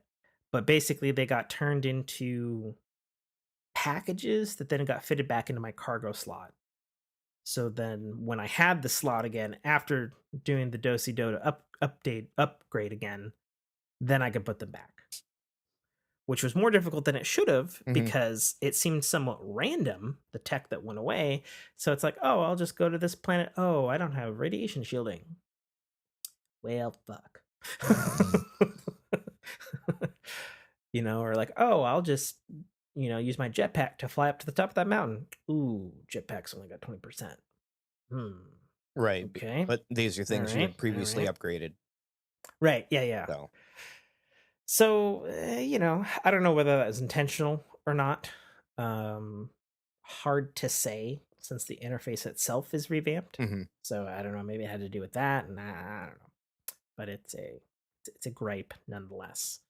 And kind of a legit one. Like, again, to go back to the Destiny parlance when they stopped with the traditional style reputation system and said, okay, we're just going to start doling out a currency that you Yeah. use to buy progression, right? Like, I understand why they did it. Um, because it basically it detached your progression at the vendors from having to keep track of, like in your case, I've done these upgrades, I've done these missions, I've done all this stuff in No Man's Sky that unlocked this, but it was probably inextricably tied to something that when the update happened broke that Yeah. chain. Maybe. Could be. So Could be. Could be. All right. Other gaming stuff because I haven't been gaming that much. yeah, So the Intel Arc GPUs for gaming PCs. I saw that, and that probably should have that could have fit into our technology segment as well. True, but this got actually posted to the Discord, so this is why we're talking about it. Oh, it was more of a if you feel like this is out of place, we recognize that as well. I mean, it is and it isn't. It Right. is a gaming. It is a GPU. It is a GPU. That is It is a discrete right. GPU. That is true. So Digital Foundry did their full review of the Intel Arc series GPUs, the A770 and then the A750, Mhm. and the results were shocking. Were they though? Like, I saw, Yes. like, results would be shocking, and then I actually saw the review and saw the specs, and I'm not really that shocked. Well, I think the things that were shocking were they're very competitive. With They're last gen's lower end GPU. Yes. sure, yeah.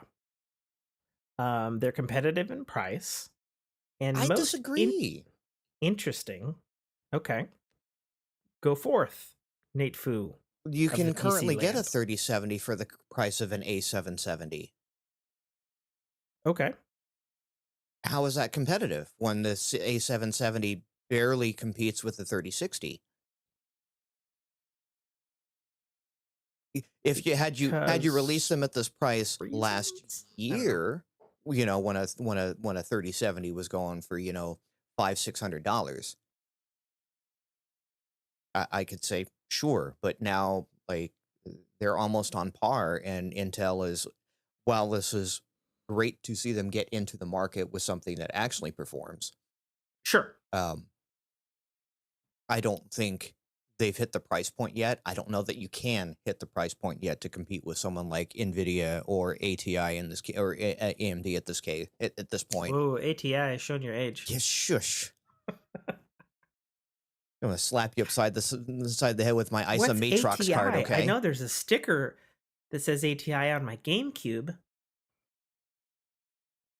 said the kids. Yeah. Okay, so I misspoke on the price. I No, you like retract the my the price competitive on is price you're right. The statement. price is good, especially for something that they consider Well, flagship. how about this? It's not egregious. Right. It's not, "Ooh, we're Intel, we're the fucking best," when they're no longer are. Right. Um, but the interesting thing that I saw in Digital Foundry was that the GPUs consistently did better at higher resolutions Hmm. than lower resolutions. And I was like, "That's peculiar." Like, what do you mean? It sucks at low resolution, it's good at high resolution? That's very strange. But that's not a bad thing, you Right. know? And, the frame rates were in on that stuff, and they were like, "Yeah, it's pretty fucking solid." And the fact that they're this mature with this is their first big foot forward. A lot of people were saying that these are dead on arrival, and it's true. Who's gonna buy an Intel GPU? Let's be honest. Like, why would you? It doesn't necessarily have This all the this is support. gonna be much like the 16 series NVIDIA crowd. All right, that I step don't. in between, there was the 1080s and then the 2080s. Then Mhm. there was the 16 series, the 1680s, and the 1660s. Okay. Right, your pre-builts, your store bots, your Mm. Dells and whatnot, um, and HPs. You can get these. They're perfectly performing home machines that are Mhm. capable of gaming, and this is something where this Intel card is going to fall in line with those type systems. Like, I'm not looking for a gaming PC, but this one's capable of doing it if you decide to delve into it. It's not going to do it extremely Sure. well. It's not an enthusiast, right? It's not an enthusiast No, but machine by it's any not it's means, not but your necessarily like a kids are going middle to class one right. either. Your kids are going to be able to play Minecraft on it. Your kids are going to be able to play No Man's Sky on it. They're going to be right. They're going to be Yeah. able to play Destiny at 30 plus frames per second. Well, given the way that these are performed, assuming they get a driver for Destiny, Mhm. they'll probably be playing it at 60. 60 plus, yeah. But I think I think it's an interesting thing considering because I've shit on forever because they were in Apple laptops. Um, the integrated GPUs, Mhm. they have been terrible across the board, Mhm. and they're Intel, and clearly they've learned some valuable lessons from that. And they have applied them to these art cards. Right. I So, would love to see this ARC technology work its way back into the onboard GPUs. and it probably will. Right. Intel is making very aggressive, very smart steps, given that they realized there was a ton of people eating their legs on their throne. Hmm. And be like, oh shit, I need to do something. Yeah, like that Um, A750 where it's priced, that could be like that could very easily at that price point turn into the de facto standard what Intel's current like laptop GPUs or I wouldn't even call them GPUs at this point. They're laptop graphic architecture currently sits. yeah, and that's something I don't know either. Is the graphics architecture in these, is it the same as the integrated GPU stuff and it's just massively, massively scaled up? Or is it totally different and it's not Right. compatible? That I don't know. But yeah, if Um, this becomes their baseline standard for that, kudos. Because but yeah, yeah, there are a lot of machines out there that as soon as and I'm not even talking in the gaming space, as soon as you start getting yeah, into the development space, again in my case in aerospace, we do a lot of rendering, we do a lot of CAD CAM stuff, sure, right? yeah, and I'd like to see a business practical side of that, because that's obviously, speaking of someone who does love gaming on Apple devices, Hmm. their GPUs are way the fuck better at Right. doing CAD stuff and movies and all the kind of workhorse stuff, you And know? and again, 3D printing is now so accessible that people are now Yeah, working and rendering in these type of models. Uh, to your, hobbyist moms out there making t-shirts that are doing their Cricut renders, right? That's mhm, still graphically intensive, yeah, right? To make those cutouts. sure, So, yeah. I don't know, I think it's cool. yeah, As Digital Foundry said, welcome player 3. right, Welcome player 3 to the race. You've shown up, you don't suck. right. They remained hopeful that if Intel can be really aggressive about getting drivers on board with popular games, and then of course future forward stuff, right? As And if everyone as everyone abandons the x86 architecture over for ARM and well, it hasn't entirely happened yet in the PC world, right?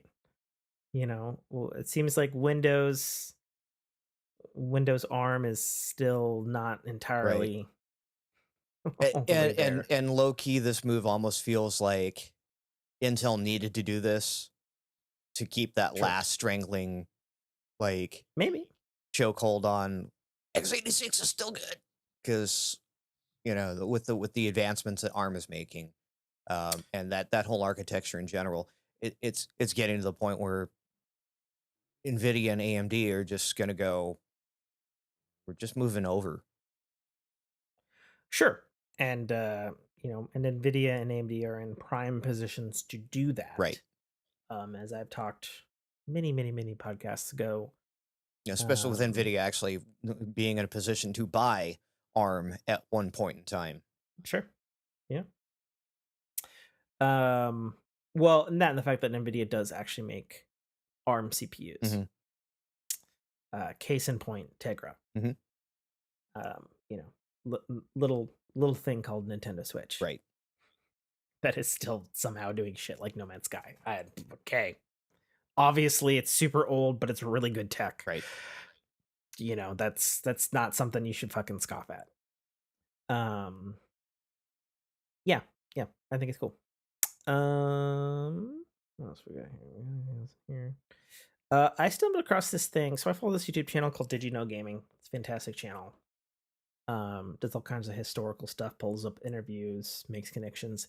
And this dude had this crazy fucking expose on this Zelda game that never was, Hmm. that was in pre-production by Retro Studios. And if you don't know, those are the people down in Texas who made the Metroid Prime games. Um, and they had this insane. I encourage people to check this out. There's this, there's all this. Basically, what happened was There had been a bunch of rumors about a game existing that was being made by Retro Studios, and that it was in pre-production and it got canceled, but it had never been confirmed. And in 2020, one of the lead artists who was formerly at Rare posted like 300 fucking concept arts of this wild ass, just fucking absolutely gorgeous fantasy world that a lot of people were like, wow, that's beautiful art. And then there was one picture that, and if you know your Zelda lore well, there was a dude who had the Sheikah tribe logo on his fucking chest. Okay. Which is a trademarked logo by Nintendo. And has to do with the mystical race that protects Zelda, basically. To long short it. There's deeper stuff. I know stuff. I've got Hyrule Historia. Don't at me. And basically, it was going to be a game that centered around a playable male Sheikah in this just wild world in the alternate timeline, in the dark timeline after Ocarina of Time, in the timeline where Link fails to defeat Ganondorf. And I was like, that sounds fucking insane. And there's all this crazy fucking cool concept art. And this dude not only tracked down the dude who posted the concept art, but he got interviews with some of the developers and technical leads. And they're like, yeah, we had a working prototype. We had a whole thing. They're like, but it was really bad. They're like, you don't understand. It was really bad. Like, we had amazing art, but it was bad. Somebody compared the game to it had and not only that, it was going to be like a turn-based RPG kind of thing. I was like, what the fuck kind of madness is this? It's insane. But it got far enough that there was a playable prototype, and they basically described the combat as turn-based whack-a-mole, but not fun, with amazing art. But yeah, no, there's like a really cool expose on that on Did You Know Gaming. I encourage people to check out that YouTube channel if nobody's not subscribed to it. It's got just really, really cool factoid stuff, and this guy really goes the extra mile to do the research and track down fucking former employees and get them to make a statement. He's a cool dude, just cool stuff. I saw it rolling around and I was like, that's some good stuff. Ow.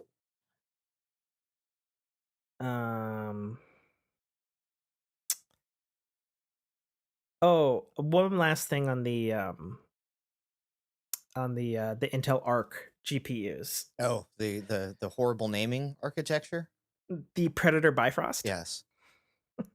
Or what did I call it? I think I have it at the Mega Plus Plus Ultra Super Saiyan Hero Paladin Chibi version, codename Alligator. Yeah, that's the one. Right.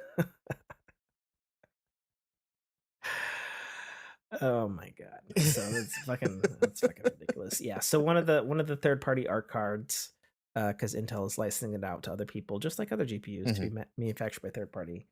And this third party Except decided not to call EVGA if you're NVIDIA. No. Yeah. Did you want to comment on that? I believe I just did. Oh, okay.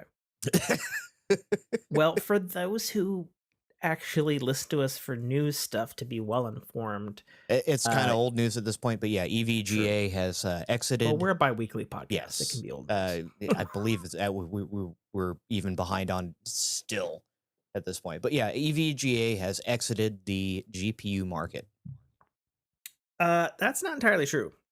They've exited the NVIDIA GPU market. Yes, specifically, citing irreconcilable differences. That'd be generously nice. I'm pretty sure they said intolerable partnership conditions, right, or something like that. Which, speaking of that, since it just reminded me of a thing, even though it's kind of tech. So there was a brief squabble between Apple and TSMC last week, where TSMC was going to raise the prices of their chips that they were supplying to Apple by 20%, which is pretty significant, stiff. Yeah. And Apple said, "No, you're not. Fuck you, no way. Fuck you, no way in hell." And then Monday rolls around, and then Apple was like, "Oh, okay, we're in hell. Okay, Yeah, we'll take it. right? Which, you know, should tell you all you need to know about how much power TSMC wields. Well, how much power the silicon plants have in general. Well, and particularly that one. Yeah, They have literally the most advanced foundry on the planet. right. You know, AMD or Intel Or or Nvidia Samsung or even Nvidia or would be yeah, Qualcomm or would fucking buy that company up in a second if they weren't being oh, fed and have billions of tried. dollars. Yeah, and have If they, tried. But oh yeah, yeah. like they all like every chip that you currently like look around your desk right now. There are millions of microchips um, that I would say conservatively over half or just over half have come from a TSMC Uh-huh. plant or foundry. Yeah, they're the name Right. in the game. Like the others are very good, and and Samsung's very good, and Foxconn's very good, and all that sort of stuff. They're all good, but They're not TMC TSMC. Yeah. TSMC is the I don't even know what you'd call it. Like if they're even making Apple bend the knee, like they're above Apple in prestige, I guess. And not even like fake prestige. Like no, we have the best stuff on the planet. Well, yeah, they and you know Period. they positioned themselves very wisely, and even Yeah. Foxconn had at some point in time Yep. with a lot of the motherboard manufacturers, they had Mhm. positioned themselves very nicely where the income generated coming in was being directed right back into R&D. Yeah. And TSMC had this in spades where they went instead of just taking the money and having five quadrillionaire CEOs, they went and invested it back, Quadrillionaire. right? Invested it or quite a quadbillionaire. What Petra Bear? Whoa. Now I you're I about don't to say know. Pedo Bear. Pedo Bear. There you go. Um, There's no one for you kids. Don't right. Google that.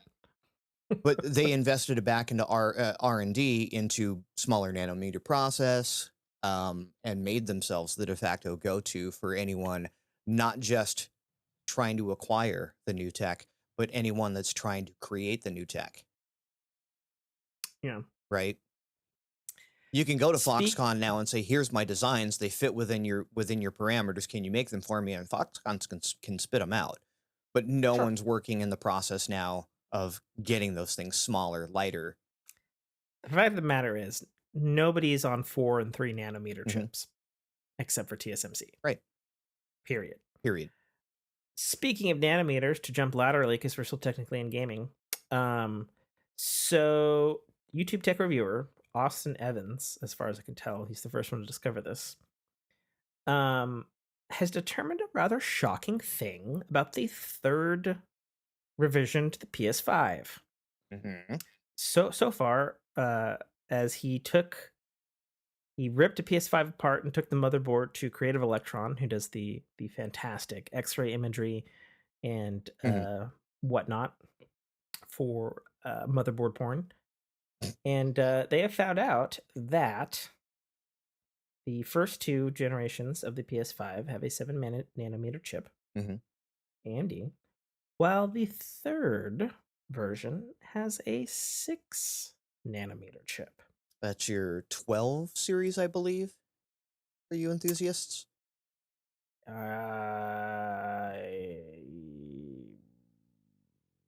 I'll just look it up. PlayStation 5 SKU numbers.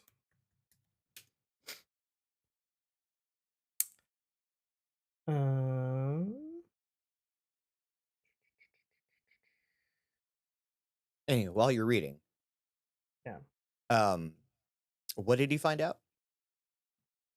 that the third version has a shrunk CPU Okay, by a nanometer, which is why it runs 40 watts less power. nice. Yeah, Well, 48 watts less power than the second gen. and first gen. I thought the first gen was also running on par with third. So it's funny. So I watched the video actually today.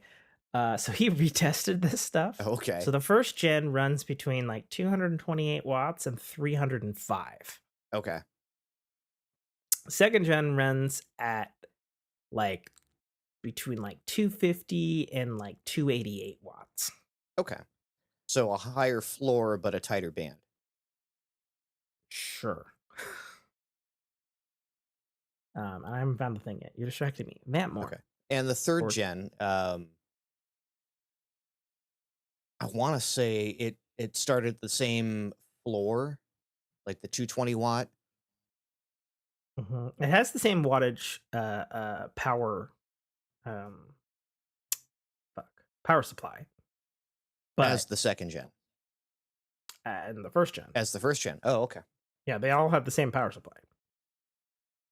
But the third gen unequivocally is better.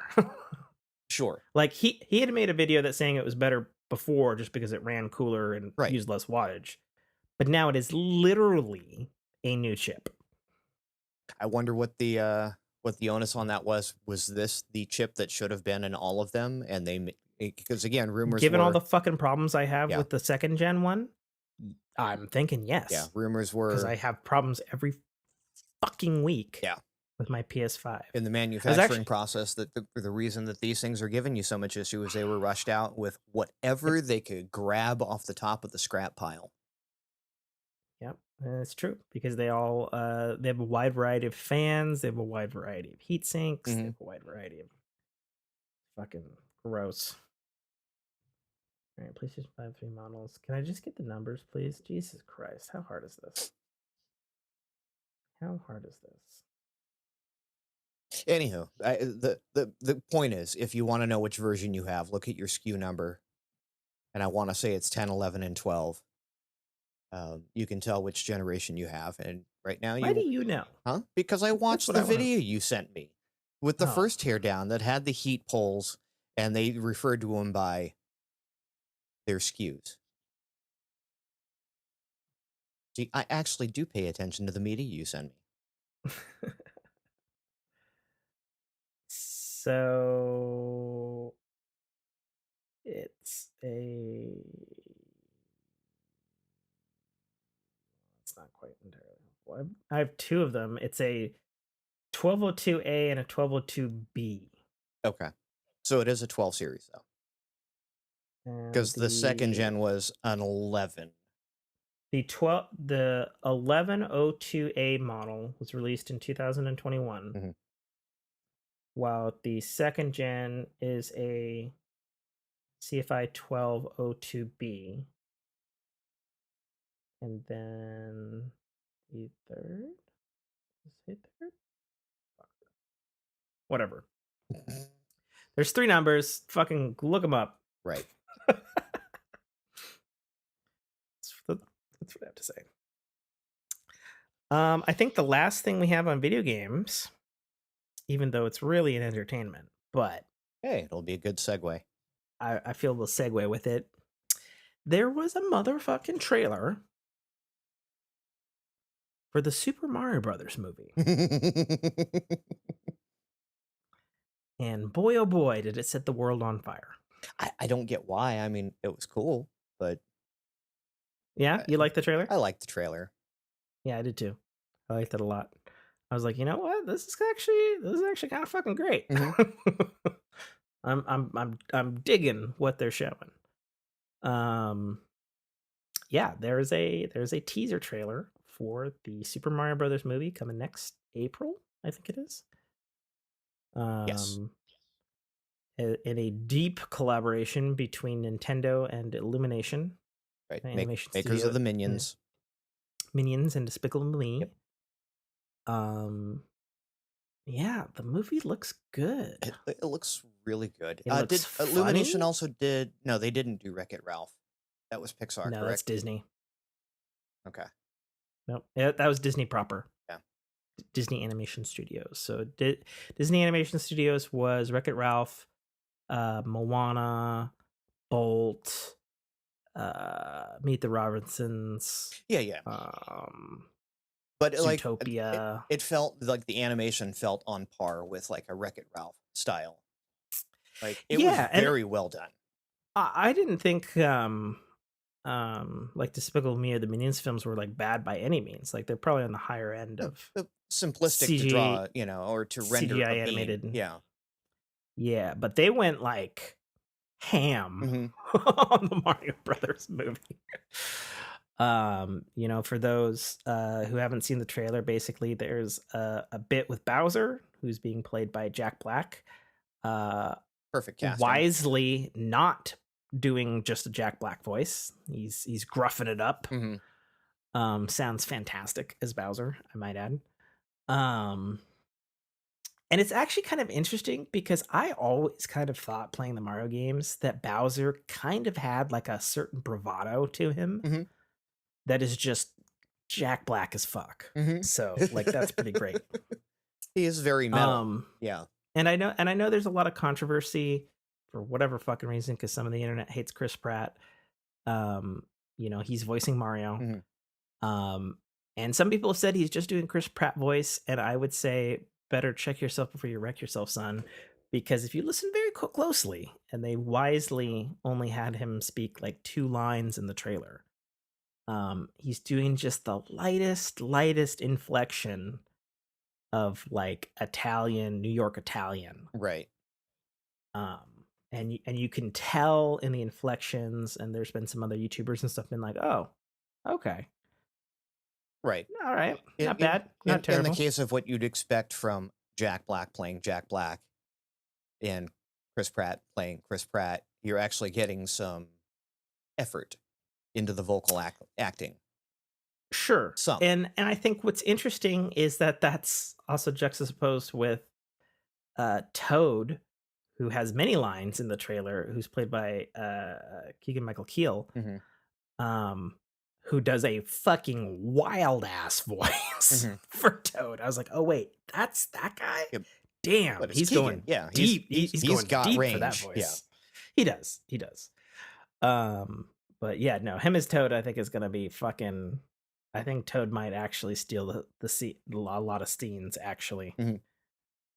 And then the one I'm most looking forward to, which does have a little bit of a snippet at the end, which you can basically only hear like yelling and being terrified, Hmm. is Luigi, played by Charlie Day. Who in my opinion is perfect fucking casting. As I'm honestly more of a Luigi fan than I am a Mario fan. I'll say that. I'll say that on the show. You guys can crucify me. I don't give a fuck. Sonic the Hedgehog's still better anyway. Um, Wow. you know what? And I'll even say Wow. Okay. I'll even go this far. Because you know what happens.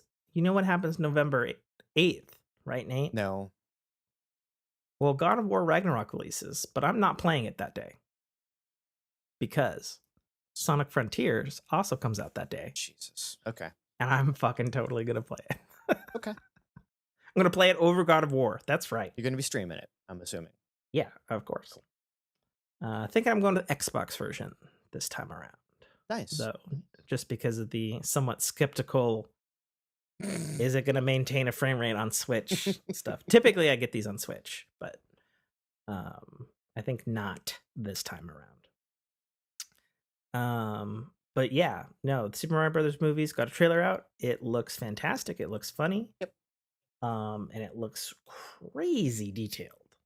Like And just some insane levels of artistry on the screen. So, even yeah, if the voice casting is wrong, it's probably still going to be a very enjoyable movie. I mean, do you think the voice casting's wrong? I think it's a little off, yeah. Is it just because of Chris Pratt as Mario? Uh, ish. Like he doesn't fit the role, right? I mean, I feel like of the roles Chris Pratt has played, I feel like that kind of funny but lovable, but also like Sure. And none of that is Mario. warmth. Yeah, but I think that's Mario. funny and lovable? Sure. Okay. he gets his ass on fire and he holds it like a fucking Three Stooges act and Hmm. runs across the stage. That's Mario. Right. Which that I don't believe that that's really Chris Pratt. So, Okay. but Mm, again, to each his own. I'm not going to knock it until I see it. Okay. So, Fair enough. Now, are you saying that because you're on the side of the internet that hates Chris oh, Pratt, not or are at you all. saying Yeah. just no Chris Pratt to Mario? No Chris Pratt to Mario. Yeah, it has nothing Oh, to do okay. with. Yeah, again, politics aside, um, I let people's acting performances stand on their own. Otherwise, there'd be nothing I'd be able to watch anymore. Fair. Right. That is fair. Yeah, so using that as the segue over entertainment. Um, And we're not even going to bother to spin because that segue was yep, it's too good. right. It's too good. It's lined up. I noticed you posted something in here about the New York Comic Con panel Yeah. reveal. That So was okay. Let me know what's going on about this because this one I'm interested in. so Star Trek panel near Hmm. Comic Con. It's going on as we speak this weekend. We're recording Saturday, October 8th. There are full-blown trailers for Star Trek Picard season 3. It has revealed its villains, plural. Oh, Yeah, we're getting a new girl villain evil thing that's being described as Picard's Con. I don't know. We'll have to see it. okay. Doesn't have any previous. I always kind of figured Q was Picard's con, but Yeah, but if you saw season 2 of Picard, I did see season 2 of Picard. yeah. So no more Q. Spoiler alert. Mm. um. So yeah, so some chick called Verdict. I don't know. She's got some crazy cool creepy ship and some weird pirate crew. I don't know her motivations. She's not previous existing. And then the other villains, deep cuts, both of them, but I kind of love it, are gonna be as your gain kills me. Um, yeah, flip me off all you want, Nate. It doesn't stop your gain from killing me. So we're getting lore, of course. Okay. So yet again, skirting the fact that you know Data is dead, and we keep bringing back Brent Spiner? Yes. Brent Spiner every season of Picard as possible. Um, he is not de-aged, so he's old lore looking Data, looking crazier than ever. Hmm. And then in the craziest of deep cuts, I was like, what the fuck? That's kind of awesome. From 2 episodes of Next Gen was he a villain, is the fucking run amok holodeck program Moriarty. Oh, nice. And I was like, what the fuck? And the actor's back and everything. And I was like, what? Oh god. And what's worse is it looks like all 3 of them are working together. So I'm just like, oh shit. That would make sense. That would make, well, at least the that's lore gonna and be a Moriarty. time. Moriarty. Moriarty, yeah. So the final season of Star Trek Picard, presumably the final time we will see our beloved next gen characters grace the screen, since they're all here like a fucking Super Smash Brothers roster. With their one gray streak to make them presumably old. Some of them are pretty gray. Worf's completely white, Right. and had a line in the trailer that's where Raffi's like there from Picard, and it's like, pick up your batleth, and he's like, I've actually renounced my ways as a warrior and consider pacifism the way of something. And then it like pans over to fucking William Riker, and he's like, well, we're gonna die then. And I'm like, that's fucking fantastic. That's what I want. So the premise is, I guess, Picard's received a distress call from Beverly Crusher, Hmm. and she's presumably been kidnapped by this crew of evil people. And so Picard rallies the old crew on a new ship to go get her. Okay. And that's what we're going with. I was like, okay, well, that's good enough for me. But it looks way more of what I wish season 2 of Picard Sure. was. It's way more Picard season 1 or even just a good ass like next gen movie kind of feel. And like I said, it's probably the last time we'll see them all grace the screen. So it looks great. Looks like Right. they're gonna go out with 10 mini movies of a bang. Excited for that. There's a Star Trek Discovery season 5 trailer. Much like season 4, I have no fucking idea what the conflict or story is in this fucking season. There's a lot of explosions. There's a lot of aliens. There's a lot of shit. There's a lot of Burnham doing stuff. And that's all I can tell you. And then there was a trailer for Star Trek Prodigy, Mhm. who's they called it the mid-season trailer, so I guess that they're not calling Prodigy season 2 just yet. But that's beginning October 27th. And oh man, it looks fucking great. Right. Did you watch Prodigy? I did not, Okay. but I've been Do you know what it's watching. about? Yeah. Do you know what it's about? Yeah. So Prodigy mid-season season 1 part 2 trailer or whatever the fuck you want to call it The Tale of Two Janeways. had had hologram Janeway being like talking to her crew and was like she's or the captain was like, "Oh, who's chasing us?" And it's like, "It looks like actual Janeway." And then they're like, "Well, how do we get rid of her?" And they're like, "You're not gonna get rid of her. Good luck with that." Like I was like, "That's fantastic." I can't wait for that. Also, Prodigy is fantastic. Don't sleep on it. The art is fucking Mhm. phenomenal. Oh my I god, was what a trying to gorgeous get my show! kids to watch it, but they couldn't get past the flashing lights, I guess.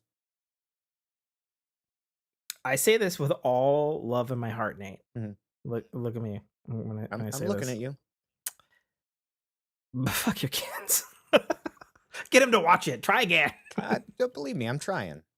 Okay, try harder. Use the stick, This not is the the carrot. stick.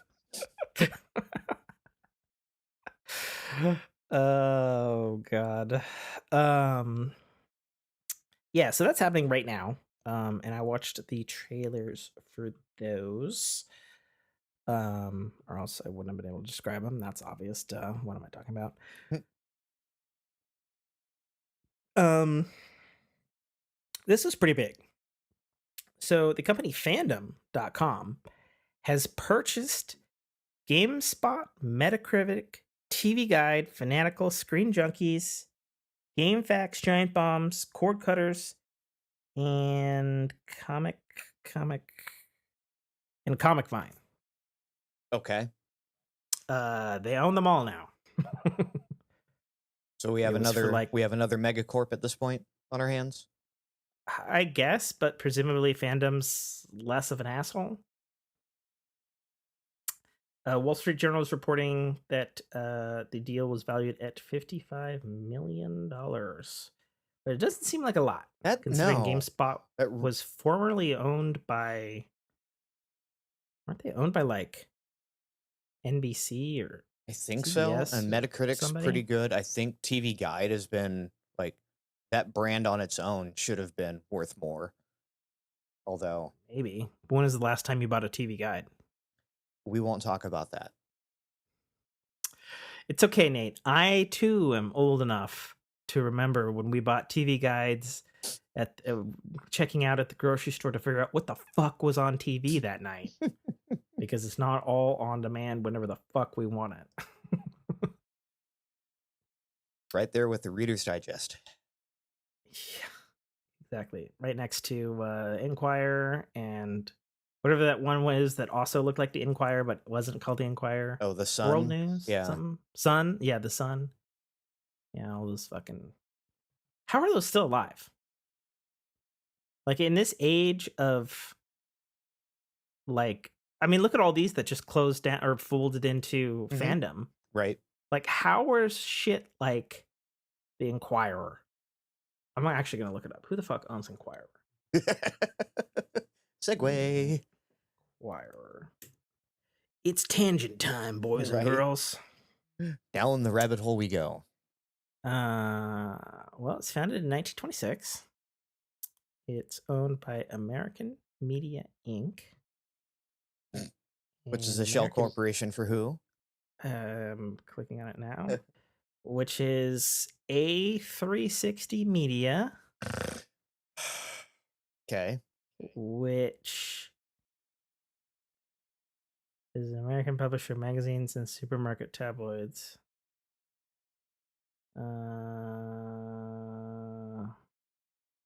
Apparently, they blackmailed Jeff Bezos at some point.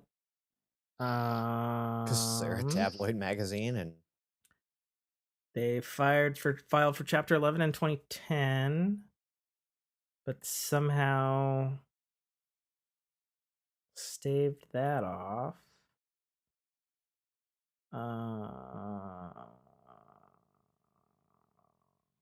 Okay, so they actually have a lot of publications. So here's what all they publish.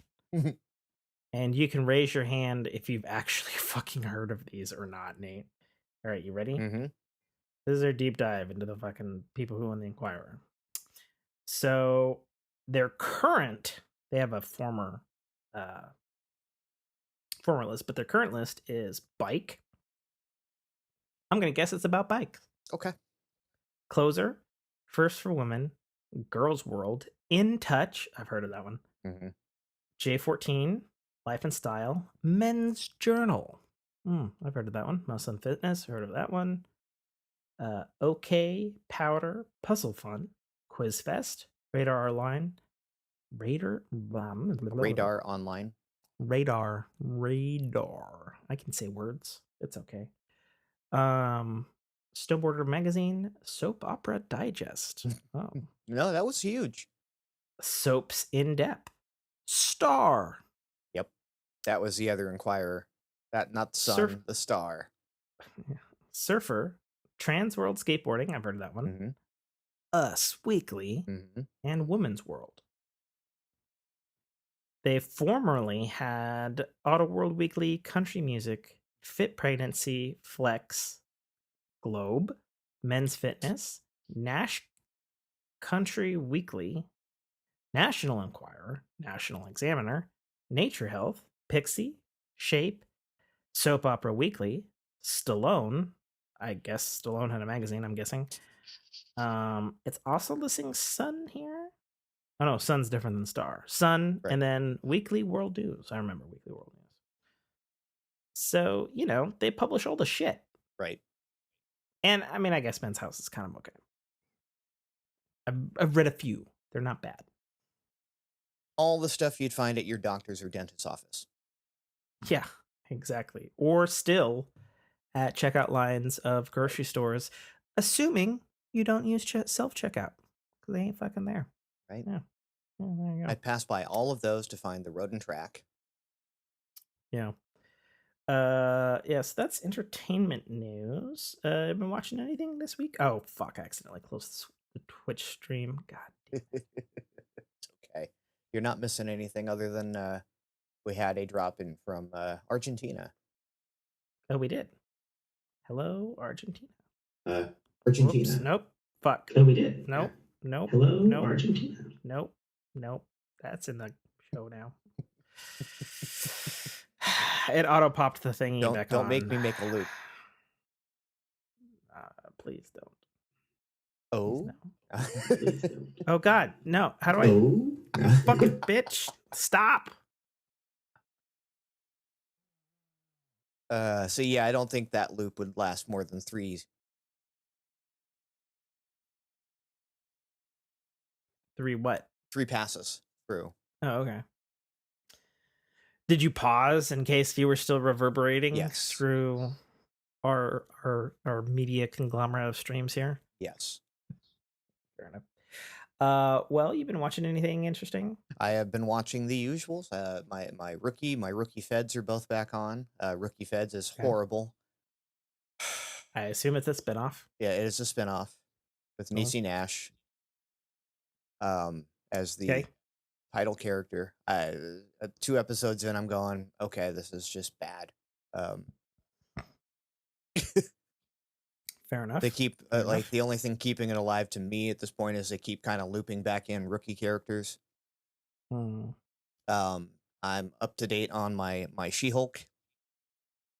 Nice. What did you think of Daredevil? I like what they Did you watch the I Netflix one? yes. Did I Okay. watch Netflix? Did I watch Daredevil? No. You didn't watch Daredevil on Netflix? No. Oh, so you have no predisposition to this actor playing this character. Correct. Interesting. Okay, well, what's your take? I like him. I think he's funny. Mm. So That would be a first given the show on Netflix. It's on Sure. Disney. I'm I sure I will could find it. But yeah, no, like I Yeah. like the interactions he's having with I can't even think of her. Jen. There you go. She-Hulk. Yeah. I don't want to You call her could've just She-Hulk. She gone doesn't with want to that be one. called She-Hulk. I'm not going to call her She-Hulk. Well, she's getting better about it. Yeah. Yeah, no, I thought it was good. I also liked the on the nose, like, ooh, what are we doing for the finale? Oh, we're at the finale already? What are we doing for that? Like, I like the totally like on the nose. Fourth wall shit. I love that stuff. Which like reminded me like, oh, we're at the finale already. Okay. Yeah, I was sad about that too. I was like, fuck, one more episode? Okay. All right. And again, fine. we can probably go back 4 or 5 episodes ago when the show first started, and I'm like, please, like, have it do something good the entire time, and not full of filler. And I think we got our fair share of Disney filler. So Well, the series as a I've whole, I've enjoyed, but again, I read a commentary that might be the best commentary. I don't remember where I read this, so apologies for not citing it. I think it's the best description of She-Hulk. She-Hulk is the first MCU TV show that actually feels like a fucking TV show. okay. And I'm like, yeah, it does. Rather than WandaVision being spot on the nose, but yeah. Well, I agree that WandaVision's great, but it's like a wild experiment, you know? And all the others are just long form TV movies. Or a movie that's been cut up into 45 diced up into 6 episodes. Yeah. Specifically. 6 episodes. And sometimes that's good. Case in point, I think Loki's very strong. But they're still feeling their way in the waters for MCU TV, and I think She-Hulk, for as much as some of the day in the life kind of filler stuff that's maybe less great, I enjoy it. Me too. But I think She-Hulk as a MCU TV show is the most TV, like, it feels like a TV show, even though it's got big ass budget special effects. Yes. My worry though is where we're at now. It's going to run right to the end, and now you've got one 40-minute episode to figure this out. I mean, I don't think it's going to be that complicated. I think, these intelligentsia, which is an enemy in the comics, is going to be really low key and kind of bad. And a lot of fan theories out there on Reddit are pointing out the fact that her friend assistant is maybe going to be the leader of them. Okay. And I'm like, okay, I could see that. Maybe not. I don't know. We'll see. And there's the whole thing about her blood being linked. Sure. I mean, and then that's a pretty big point, because she even made a joke about, oh, what are they going to make, a Red Hulk? Right. Or something. And I was like, yes. Comics says, yes, that's what'll happen. Except they're going to have to recast General Thunderbolt Ross because the actor died. There's a weird rumor going around that, like, they were going to get Harrison Ford to replace. And I'm just like, I love Harrison Ford, but he's such a grumpy curmudgeon. I can't imagine him doing a fucking special effects heavy thing. Like, well, William Hurt, I would believe, because he just loved doing shit. Yeah, sure. Harrison Ford, I'm just like, I get it from him being a grumpy old curmudgeon, but I don't get him being on a green screen or a fucking mocap suit. That's not happening. Like, that's a dumb rumor. I'm sorry. But I mean, if it came to be true, I'd be like, all right, sure, maybe. That would be insane. So yeah, Yeah. I felt they just pushed us right to the end, and now here you go, 30, 40 minutes, wrap it up. You think they'll do a jumbo episode? I hope they do a double episode or at least a jumbo episode, Hmm. Okay. Okay. Fair but enough. or they're gonna leave they're gonna leave you hanging on a cliff like they like to do. I feel She-Hulk is way more likely to end on a cliffhanger, Mhm. given that she has the opportunity to show up in other shows. And that's where you start pissing me off, right? I mean, but am I going to be wrong? No, Probably not. no, I have a pretty good track record with Marvel stuff. I I, had a I'm Marvel show well once. aware. And again, the Marvel way of getting you to start watching the other properties is really starting to get on my nerve. What, you don't want to watch the Marvels because Miss Marvel's in it with Captain Marvel Yeah, and Monica Rambeau from WandaVision, so you can find out what happened to that character? no, But are you gonna? yes,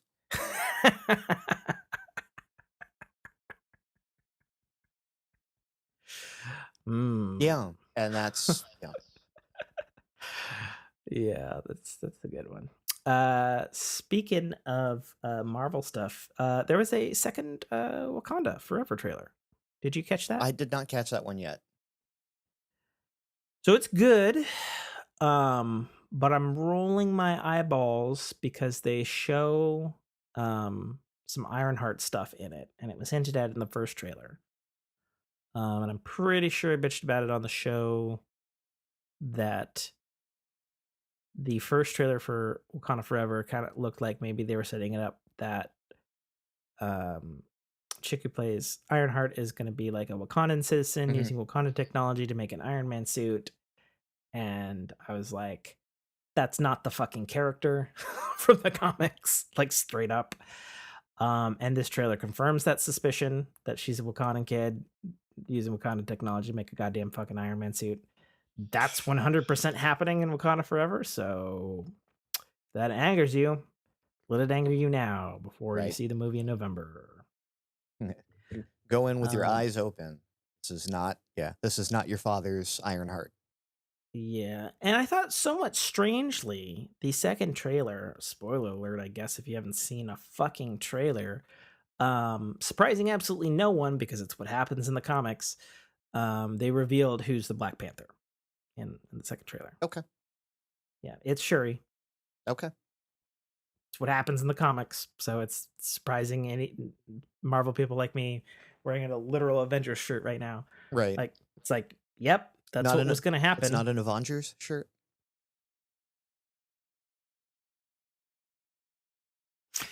No, but you can bet your ass that there's going to be Avengers shirts now. Mhm. um yeah, it was a good trailer. I'm just still like I'm interested to see what the film's about, how well the film is without Chadwick Boseman. um how they're going to push Shuri um to the limelight. It's going to be interesting, you know given that we know this wasn't the original plan. Right. you know like that's pretty much de facto. Like, this wasn't the original plan. They were gonna shoot it with Chadwick, and then right when pre-production was gearing up, dude left the building. Right. um so yeah, I don't know, we'll have to see how well it was rewritten. um People seem pretty positive about it still. We'll see. Speaking of people being positive, Black Adam's coming out end of the month. Mhm. People are pretty fucking excited for it. Apparently, it has the most pre-sales of any Dwayne the Rock Johnson movie ever. Interesting. And I was like, okay, okay. And apparently they had a premiere in Mexico City yesterday, and fans who were obviously not supposed to spoil the movie are already spoiling Spoiling the that movie, right? there's an after credits where Henry Cavill's Superman shows back up. And I'm like, if that's fucking true, yes. I am about that life. So I don't know. We'll see. I'm very interested to see it because Black Adam, for those who don't know, and I'm assuming you don't know anything about Black Adam. Mm. Yeah. Um he's not a good guy, Mhm. but he's not entirely a bad guy. If I were to put this in MCU terms, he's Punisher? bait. No, he has like god tier powers. Oh, okay. So Black. Did you see Shazam? No. Shazam. Okay. Shasham? Yeah. Yeah. Or at that part of the evening where my mouth has decided it's sleepy. As happens every time we get close to midnight. And the lights turn out. Basically, we'll see. 30 seconds maybe. Um Basically the gist with Black Adam is he's a god of lightning who got sealed away by other gods because he was trying to kill them and take their power. Okay. Um and then he basically kind of gets reawakened in kind of like a Captain America kind of situation, where he was like ancient eons Mhm. and Greek gods kind of thing, and then he's woken up in modern day, and he basically kind of, at least in the comics, he basically decides that there's all these superhero people in the world now that are basically like the old gods, and he says, "Fuck everybody else who's not super. These are my people, and these are who I want to protect." And he like makes a little island of them, and he doesn't care if they're a villain, doesn't care if they're super, um, and he like protects them from other stuff. I don't think that's the plot of this movie. It doesn't Okay. look like it. But that's basically where he ends up. And to put it in MCU terms, he's basically the DC Universe version of Magneto. Where Magneto is like only out for the mutants, like fuck humanity, Gotcha. but these are my people. He's very much like that, even though his powers are like lightning and magic and shit. Um, but yeah, but it's also more interesting because, as a fan of DC as well, Black Adam's one of the only people who can actually like lay out Superman because of whatever reason they gave Superman the weakness of being weak to magic, and Black Adam's strong as shit, and he can lay out Superman. Okay. He's like one of the only people that can. As another podcast I listen to likes to have, they have a soundbite that says hashtag because comics. That's a good one. We need to steal that. But yes, hashtag because comics. So yeah, I just hope the movie's good. I just hope the movie's good because did you hear about all of the terrible things that are happening to WB? No. Oh, you didn't. You didn't hear that their own board of directors are suing WB Discovery.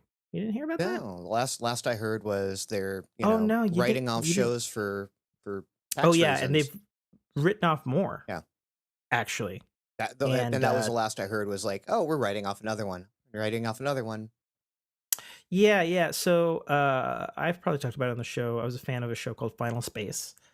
Very good show. Got canceled about a year ago because of the merger, actually. But no, it got worse than that because so I have Final Space on digital on Apple, or what I would like to say is I had Yes. Okay.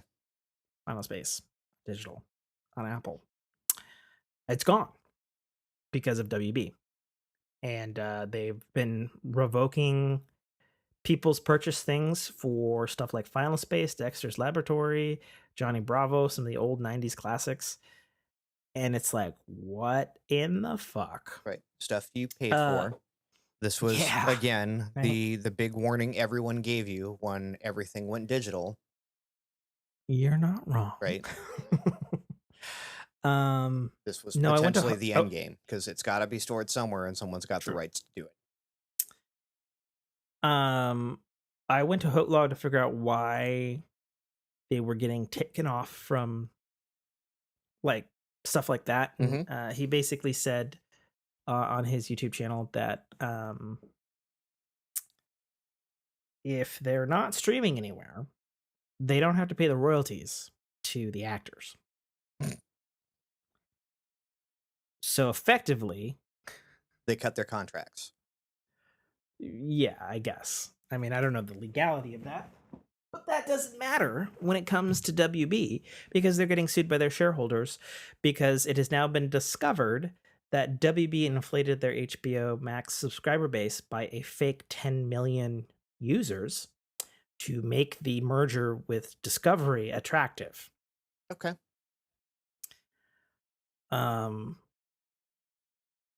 By all accounts, analysts, I read a thing on Wall Street Journal, I read another thing with Hoaglaw.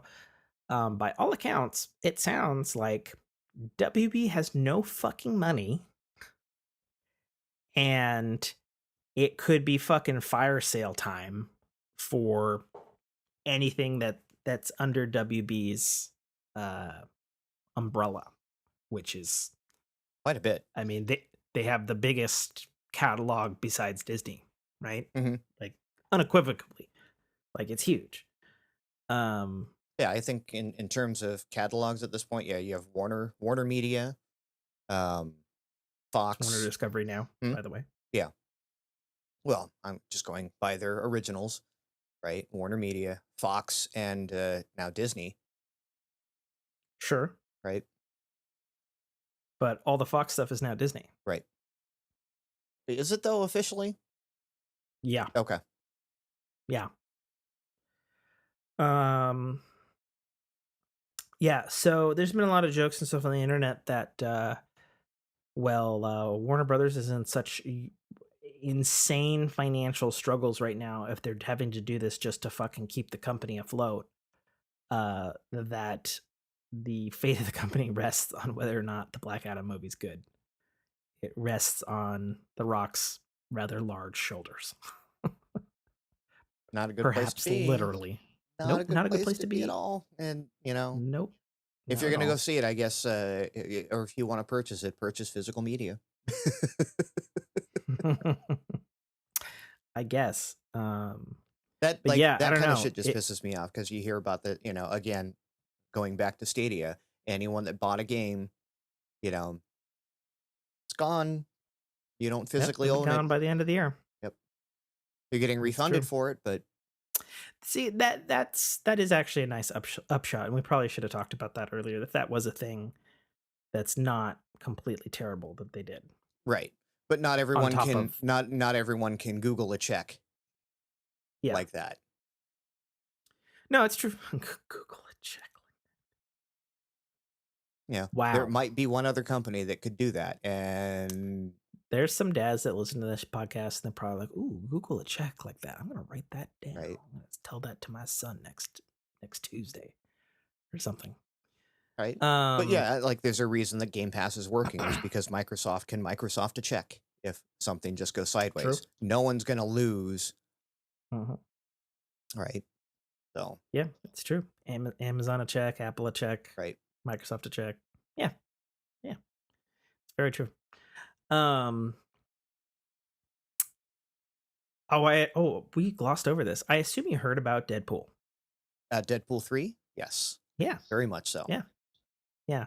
What a delightful surprise, and Are what a you really fantastic surprised though? way. Wait, are you really surprised? I'm surprised that he got Hugh Jackman back. I I, Yes, I am I totally am not. I am very absolutely surprised by that. 100% totally not surprised at all. Really? Yeah. You're not surprised he's returning? No.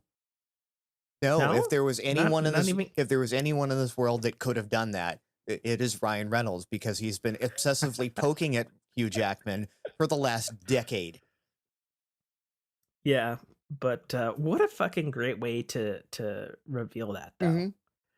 Mhm. Like also I don't know whether he's actually responsible for the marketing or whoever's fucking idea that was. It's fucking genius. It's on his YouTube channel. The shot of him pouring his own fucking aviation gin in his fucking Deadpool mug, Mhm. reading shit on the shitter, just like, oh, I got nothing. But we had one idea. Fucking Hugh Jackman walks in the background and he's like, hey, Hugh, you want to play Wolverine one more time? continues walking. Yeah, sure. It's like chicka chicka. Right. And it's like what the fuck?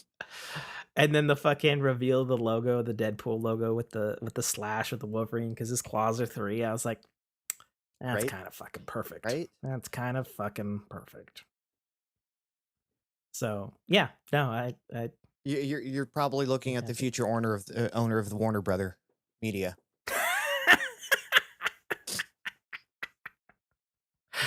I can literally see him doing yet another YouTube video of that. He's like, well, between Aviation Gin and Mint Mobile and all the money Disney gave me on Deadpool, I decided to buy Warner Brothers. Right.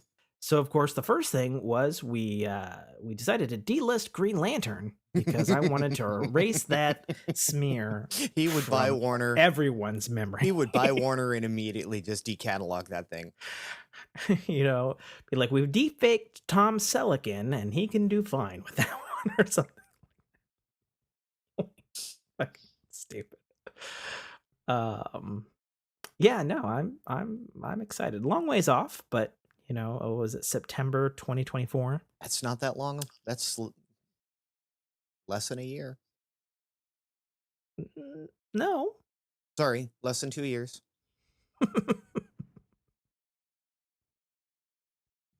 Okay. Yeah, I don't know. I thought it was a wonderful surprise. Yeah, it's good. It's a good thing. It's cool. I do say though, if Ryan Reynolds doesn't use this opportunity to have Hugh Jackman in the classic yellow and blue Wolverine outfit from the comics, Oh, I'm sure he's thought of it. it better happen. Like, and it doesn't even have to be like he's in it for the fucking film. It could be something like something stupid and Deadpool-y, like, you know, hey Hugh, I mean Logan, like, you gotta wear this suit. He's like, I'm not wearing that. He's like, oh, I think you are. Right. The fans paid for it. Right. You Some know? fourth wall breaking. Some shit. Yeah, that'd be great. Yeah. No, that's pretty much all I want. If I get that, I'll be happy. I don't even care about the rest of it. What sucks is they've teased that yellow suit like 3 times throughout the X-Men franchise. So I was like, God fucking Christ, just do it already. Jesus.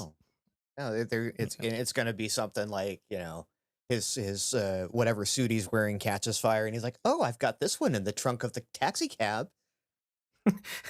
No, Deadpool would set fire to whatever he's wearing and be like, oh, hey, how about this one? And it's like a constant gag throughout the whole thing. He's just burning his clothes all the time. That'd be great. That'd be great. Yeah, so in terms of stuff I watched these past 2 weeks. So did a little bit of horror stuff. So me and the horror stuff. I can't. Nope. You don't do it. Can't do it. No. Not even video games? Not even video games. Okay. Good to know. Good to know. Not straight gore horror. Like I can do suspenseful. Okay. So we did new movie to me and Jess both. We did The Deep House. It's on like 6 different streaming services. You can find it. Okay. It's a French film in English, like not dubbed or anything. Right. About ghosts in a house that's at the bottom of a lake. But the poll on the movie is they're like scuba diving into this house, but they like actually did that. Like they built sets and they fucking put them underwater. Right. And they shot it all practical. And it's kind of a fantastically beautiful movie because it's shot underwater. Right. Like shit floating around in a house and whatnot.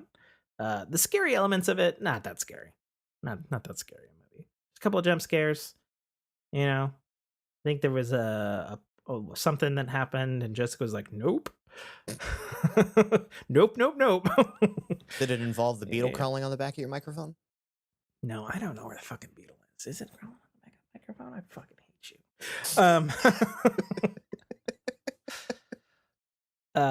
you. Yeah. So that's actually it's a good time.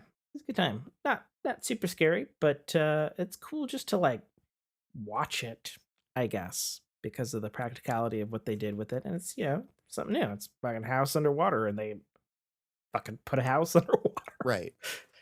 This is good stuff.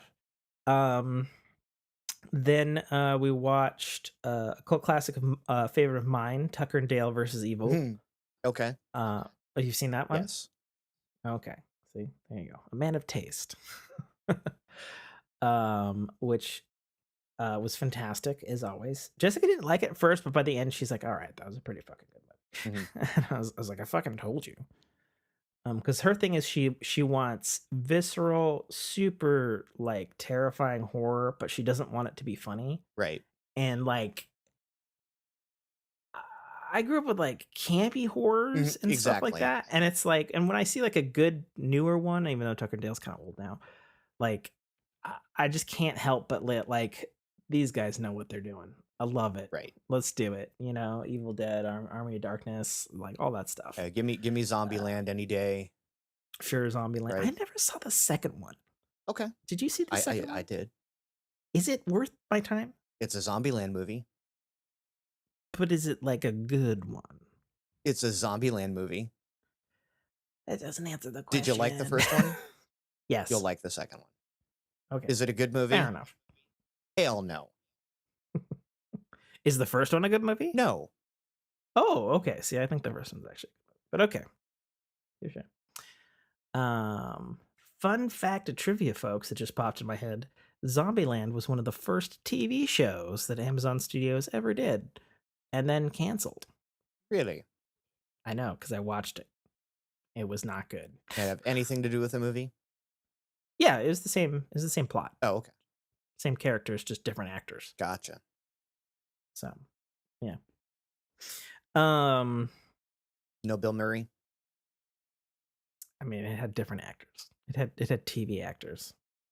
It got canceled. I think there's like 3 episodes. Yep. See? So the actor can make the show. Yeah, 100%. I think that is very true. An actor can entirely carry a fucking horrendous script.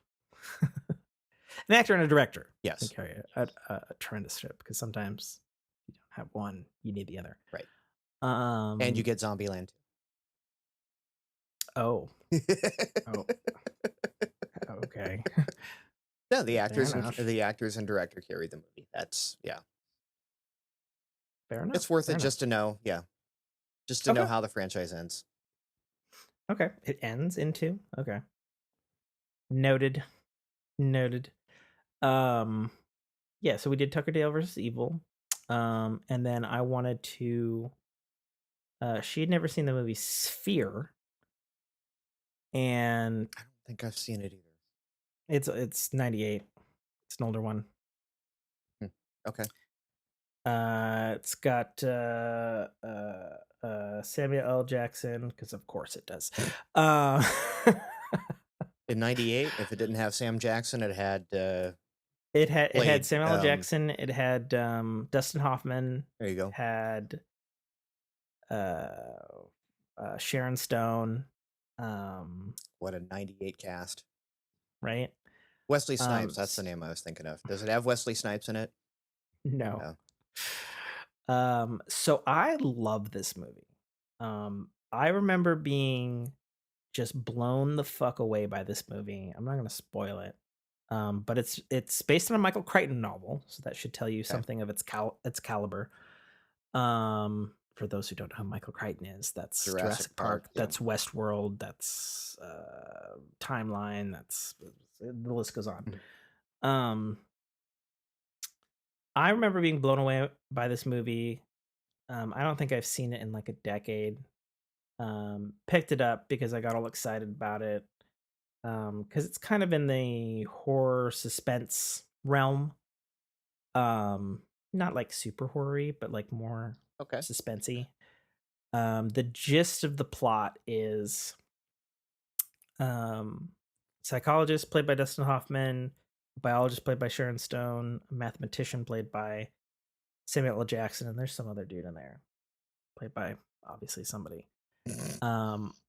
All get brought in because of some report that was accepted by the White House on what to do with first contact with an alien. Okay.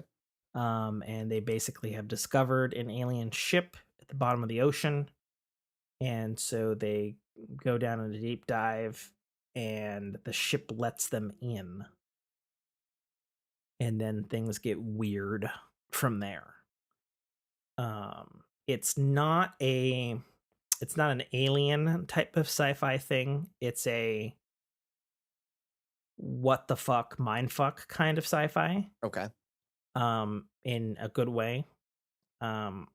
I think parts of the movie hold up well. Other parts did not hold up as well as I recalled. Because I remember having Sphere kind of in my mental Sphere. book. Yes. Yeah, that's the title of the movie. Continue making fun of it, asshat. Only one of us is wearing an actual hat on the stream, okay? Yours is a hat of asses. Yes. The B is for butts. But anyway, I always had Sphere up on my mental shelf as like a writer for like perfect tone and suspense. Had to kind of retcon myself on that. As I said, some parts didn't age so well as I recalled the movie. But overall, I think it's still pretty solid. Cast is really good. It's a little skippy in terms of like it was obviously adapted from a Michael Crichton book, so there's kind of literal chapters in the thing. Like it'll fade to black and there'll be like a title, and then stuff happens, and then it kind of moves on to the next thing from there. It's a little skippy, a little Tarantino like that. I would say just didn't know how to adapt a book, kind of thing. I don't think it's bad, but to a newcomer, to a newcomer like Jessica, with an hour left on the film, she was like, "I don't think I can finish this." I was like, "Okay, wife, you've seen the requisite husband-wife agreement amount of. All right, I've seen this much." And I've seen enough that I can base a valid enough opinion to know that I don't want to see any more of it. Yeah, and it sucks because she dipped out right before shit started getting crazy, and I was like, damn. I might have to use a coupon and force her to finish it. Okay.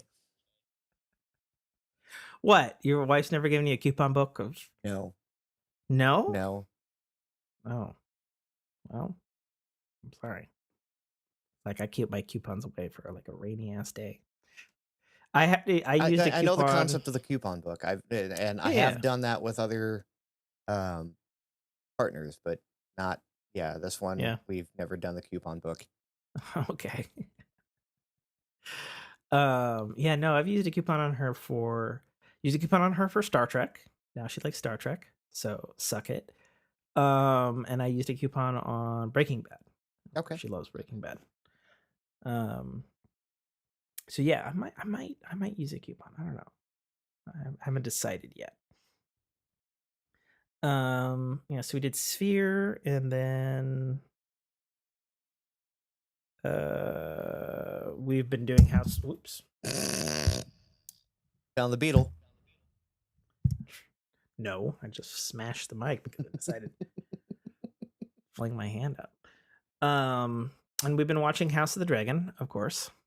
I've watched like 3 episodes of it. Unfortunately, it's when I get home from work at 7 in the morning, so I don't think not a good time to do that. Yeah. And then this one skips around a lot. That's what I've noticed. Like a hell of a lot.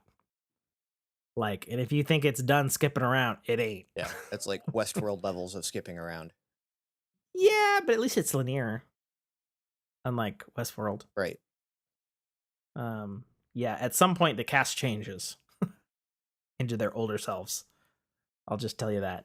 Goody. And I was like, oh, that's the same character. Oh, I'm expected to know that. Okay. It's where the subtitles spoil it for you. Yeah, subtitles aren't that good on House of the Dragon. Let's just say that right now. Last episode was great though. I'll say that last episode was great. Oh, you could actually watch it because I heard a lot of people were complaining that it was unwatchable. Oh Literally. no, it was dark as Yeah, fuck. like But literally. we watched it at like 9 at night, so it was fine. But had we watched it earlier, probably would have been like, God damn it, Game of Thrones. Did people not complain about this enough in seasons like 6 through 8? Apparently not. You know, and they actually released a statement about it today that Mhm. said that it was a artistic and stylistic choice. Oh yeah.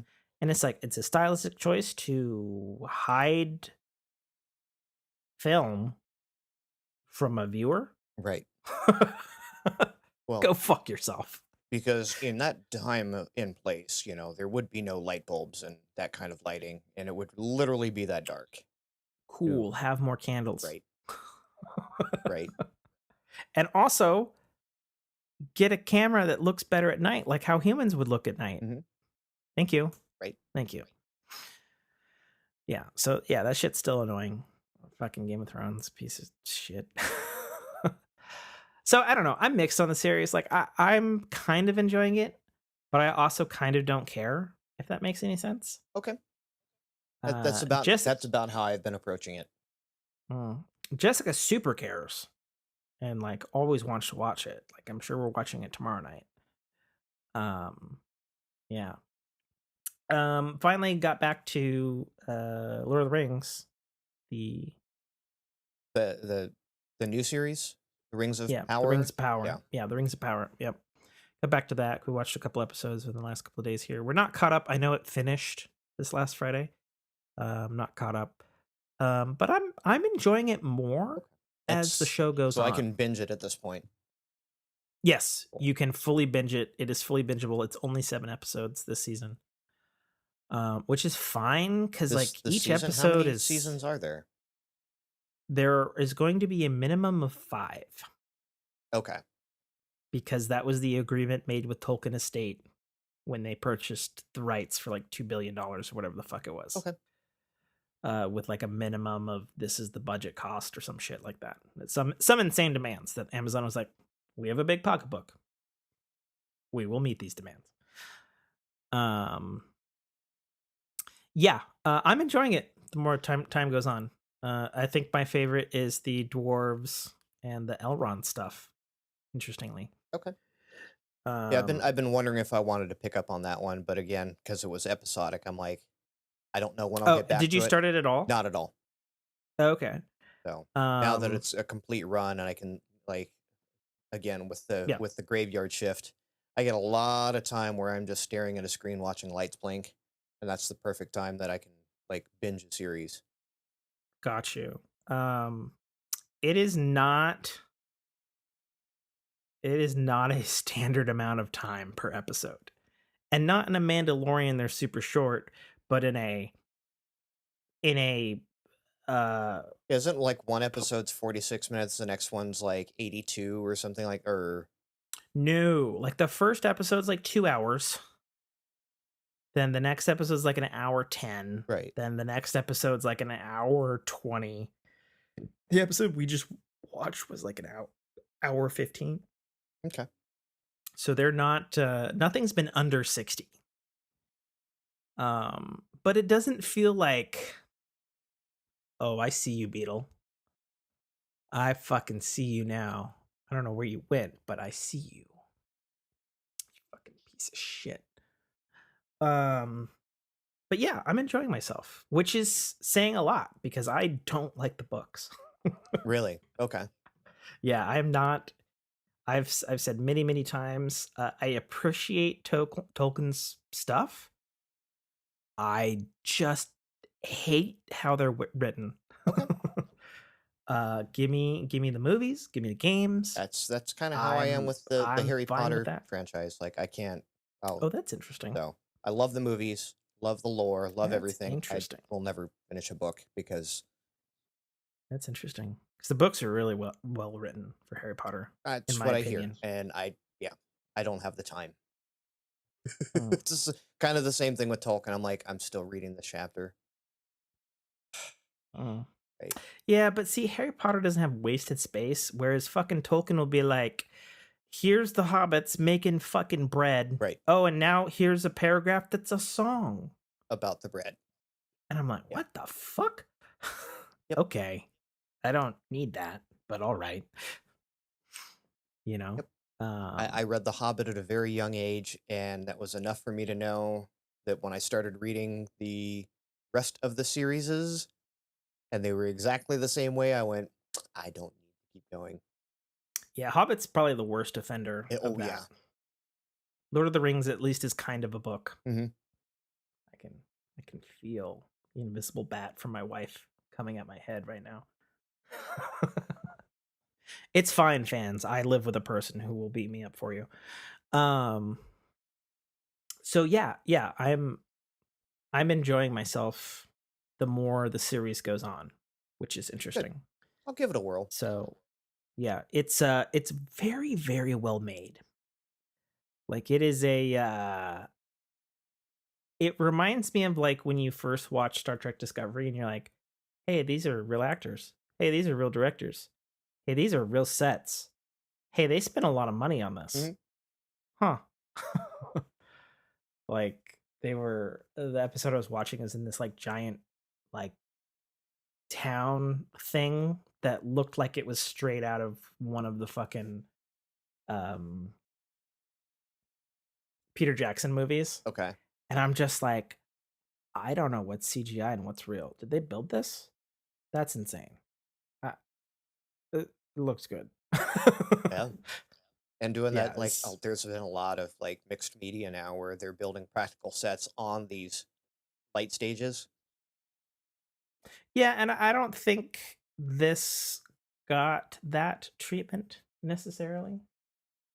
Beetle, why are you on the move so much?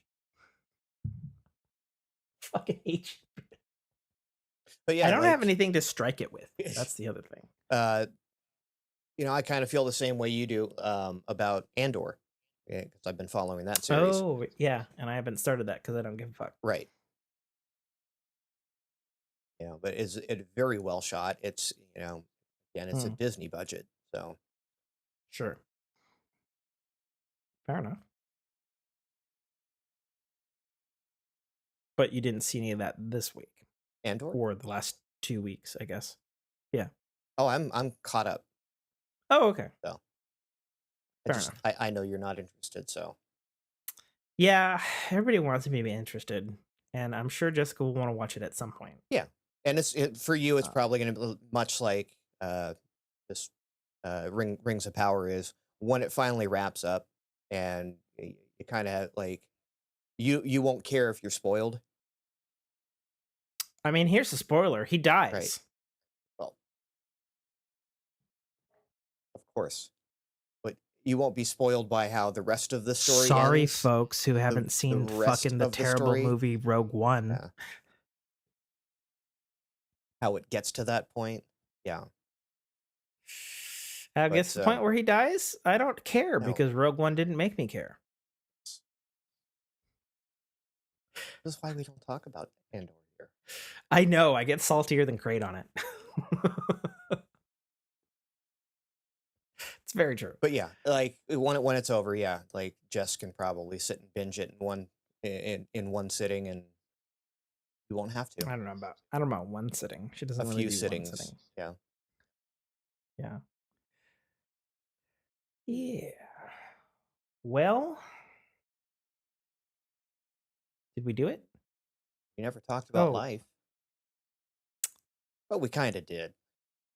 yeah, we kind of did. Yeah, the only thing, see, when I go back and I listen to the episodes, because I listen to our episodes when after you're done I know editing them. you told me this. Was the edit good on the last one? The edit was okay. Oh, There's a reason just okay. there was a Okay. reason I bumped up my gain and said you have to deal with it this episode. Oh. So you're saying my edit wasn't actually bad. Your recording just sucked. Sure. Is that what you're saying? No. No. My edit was bad? What did I do? Nothing. Nothing. It's just How could I it's please you? always the levels. It's always the levels and my stupid app that Mm. says, okay, this is silence that I'm skipping, even though it's not silence. Mm. So for I thought I whatever had that, good game boost on that. whatever that floor is, it doesn't play well with my with the app. And It's sometimes like last episode was actually both of our tracks. So Oh, really? yeah, so it Could have goes. been because I switched to a new project file because I was tired of dealing with the 2038 gigabyte fucking Fair. logic thing. So I started with a fresh one. So I redid all the mixers and stuff from scratch. But I know, like, I noticed in the last episode, and it's happened before, like, we'll be talking something pre-show, Hmm. and I go, remind me to talk about that during the live segment, and we never. It's happened to you a couple of times. It's happened to me a couple of times. Oh yeah. Uh, Well, I remember, um, because we tend to talk a bit after the show, and I remember last time we were talking for quite a long time, probably too long because I I missed a Sunday after that, and then the podcast didn't get edited for a week. Um, but yeah, no, I remembered all kinds of shit I meant to talk about on the mhm. podcast. I'd be like, "Fuck," and then it's gone.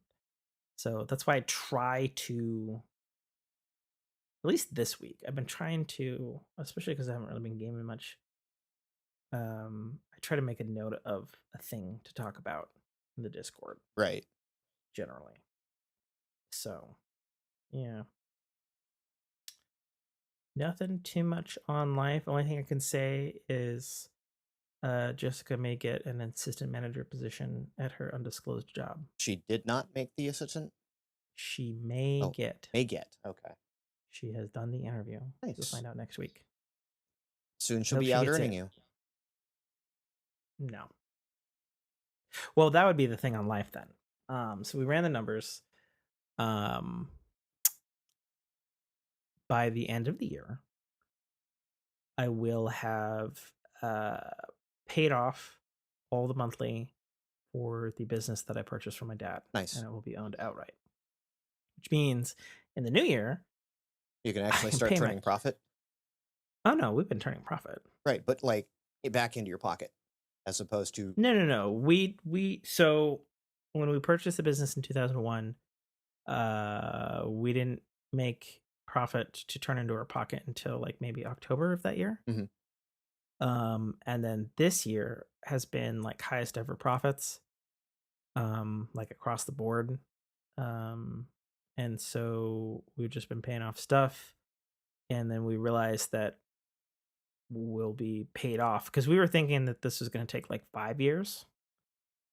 Um, and And so you're now yeah, going into year 4, so not nope, year 3. 3. Okay. Mhm. Yeah, because we're about in 2001, beginning of 2001. That's 1 year. Then start of this would be end of the second year. So going into the third year, Okay. it will be paid off. Which then means I can pay me more, Right. which will be great. So get like a Mac Studio or something. Get fancy toys. Yeah. Beetle proof the room. Send you a Mac or something. Sure, it'll be another monitor on my desk. Yeah. I'll keep it over in this space right here. Perfect Yeah. space to have a like a standalone Mac. Okay. Yeah, that's pretty much all I got going on in life. I did find out that my buddy of mine, that the videographer, that we always do the Halloween crawl Mhm. with every year, may not be back in this state in time to do said Halloween crawl, Oh, which saddens me. I think we're still gonna do it. We're just gonna have to find people to do it with. okay. So that they Yeah. can videographer you. No, Or I mean he's never a videographer or Halloween crawl. gotcha. It's just a thing that we do. That's like tradition. Yeah, unfortunately, my kids aren't quite old enough for that yet. Not that I was a big fan of them, anyways. Yeah. Again, I'm not a Yeah, scaredy cat. horror junkie. I'm not a horror junkie, but like if I'm in the mood, I like horror quite a bit. probably stems from the fact, that I've played a lot of horror video games. Mhm. You know, um, now you're just sticking shit to yourself in the middle of the stream. Okay, that's fine. That's fine. Yeah, I think that's it. I think that's the show. Yeah, because I don't got Yeah, much. I'm still doing the show. still doing that damn graveyard shift for another week, Then you go back. and then I go back for about a month and a half, and I may go back after Thanksgiving if it's still necessary. But yeah, that's yeah. I sleep all day, up all night. Yeah. Well, let me. Fuck, where did it go? Are you gonna show me this beetle now? I don't know where it went. It was over there. You gonna make beetle And now juice? it's gone. I think that's the most annoying thing is that beetle like is there, and then it's like it's gonna piss me off that I don't know where it is now. Yeah. I don't know. Like I could basically just it's somewhere. Oh, is that him on the left wall there? Right there. No, that's just a fucking hole from a thing that the previous tenants left. It looked very much like a beetle. No, it's black, but it's got like a hanging hoop. Oh, okay. And I just never bothered to fill it or change it because I was like, So, yeah. Cool. All right. Well, this has been the Ferg Year podcast. I'm your host, as always, author, podcaster, gamer, Tim, K.A. Trotter. And I've been your co-host, not author, not podcaster. Well, podcaster here. Well, true. I wouldn't say that you're not a podcaster. You are most certainly a podcaster. You're certainly more of a podcaster than Daniel. This is true. I keep inviting on the show. Yes. So, but yeah, I am the neediest. You can't hear that, folks, but I'm blinking loudly. Yes, I am the neediest of foos. You can find me in the Discord. Yep. Same. What does your shirt say? It's been bugging me all night. I've only got like the first, according to science, alcohol is a solution. Facts. Cool. I'm gonna go find that beetle. All right. See you in 2 weeks. Yeah. Thank you for listening to a Dynamic Works production podcast. You can find our podcast at www.dynamicworksproductions.com. Feel free to email us at dynamicworks@mac.com.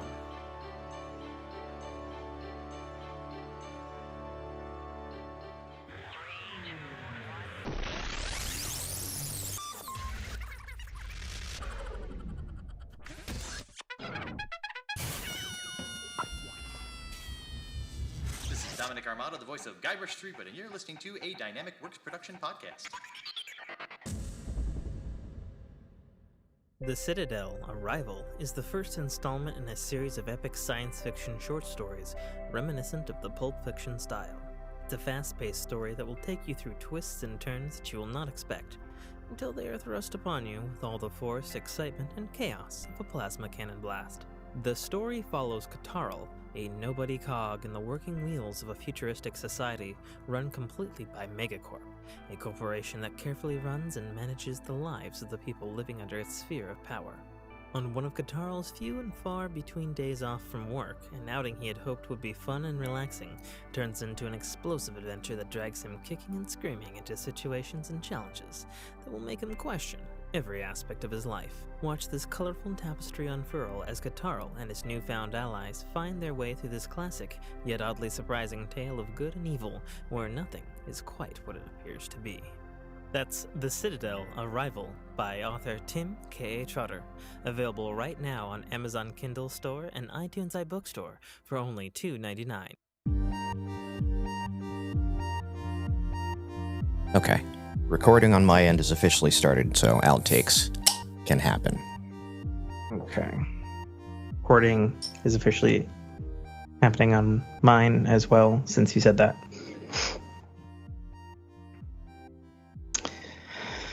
Are you kidding me? Let me, ready to hit the go live? Yeah, I mean, it's not true live yet because you'll have your standby thing or whatever, correct? Correct. Cool. You do that. I'm going to go get my libation that I don't have. Cool.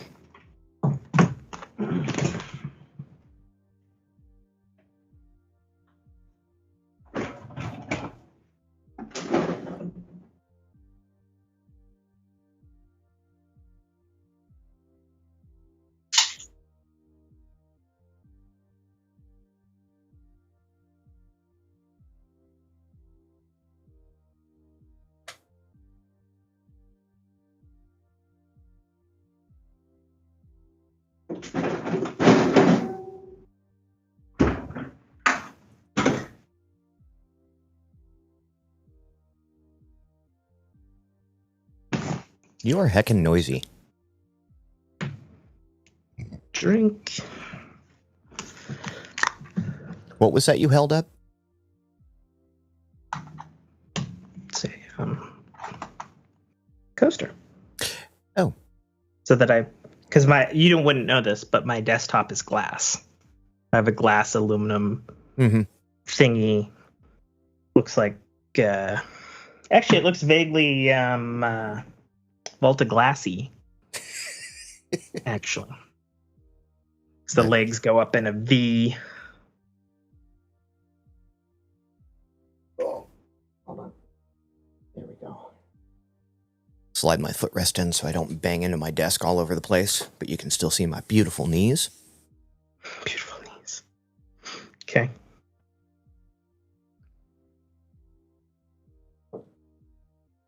Any highlights pre-show here that you want to make sure we cover tonight?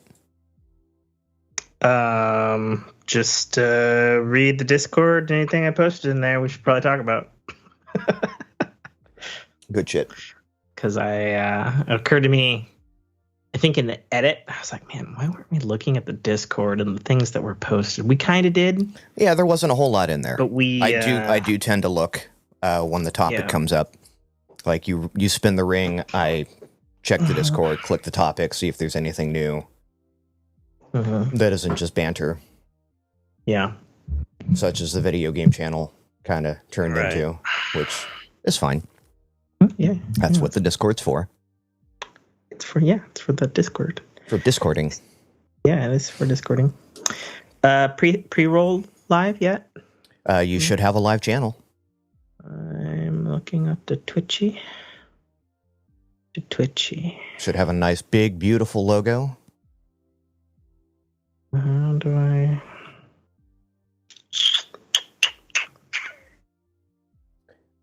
I even fashioned a quick little break screen.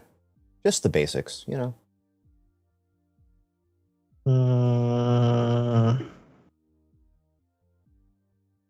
Maybe creator dashboard? Oh, yeah, there we go.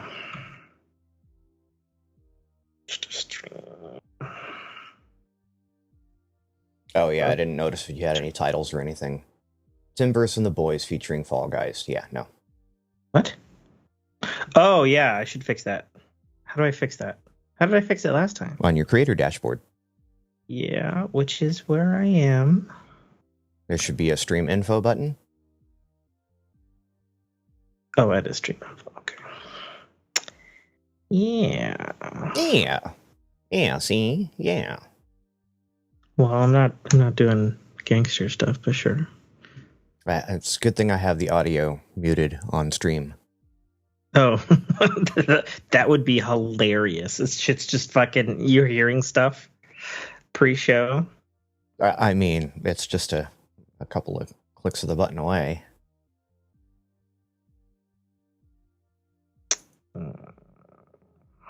Let's see. Audio check. Checkity check a running.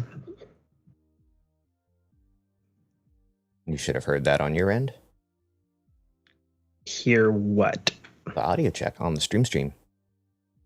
Oh, I don't have the sound for the stream up. Neither do I. Yeah. Actually, I do, but...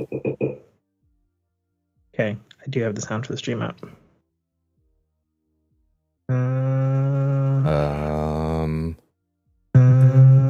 Oh, Lord. Oh,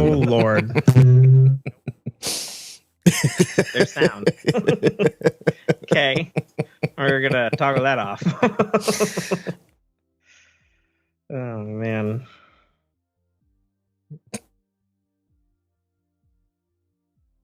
Yeah, it doesn't help that the laptop that is monitoring the stream feeds back into the Bluetooth into my board, which becomes an audio channel, which then feeds into the stream, which plays back through the laptop that I'm monitoring the stream from, that plays into the... That sounds horrible.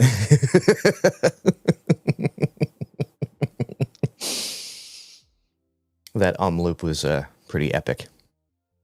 Yeah, it was self-fulfilling prophecy right there.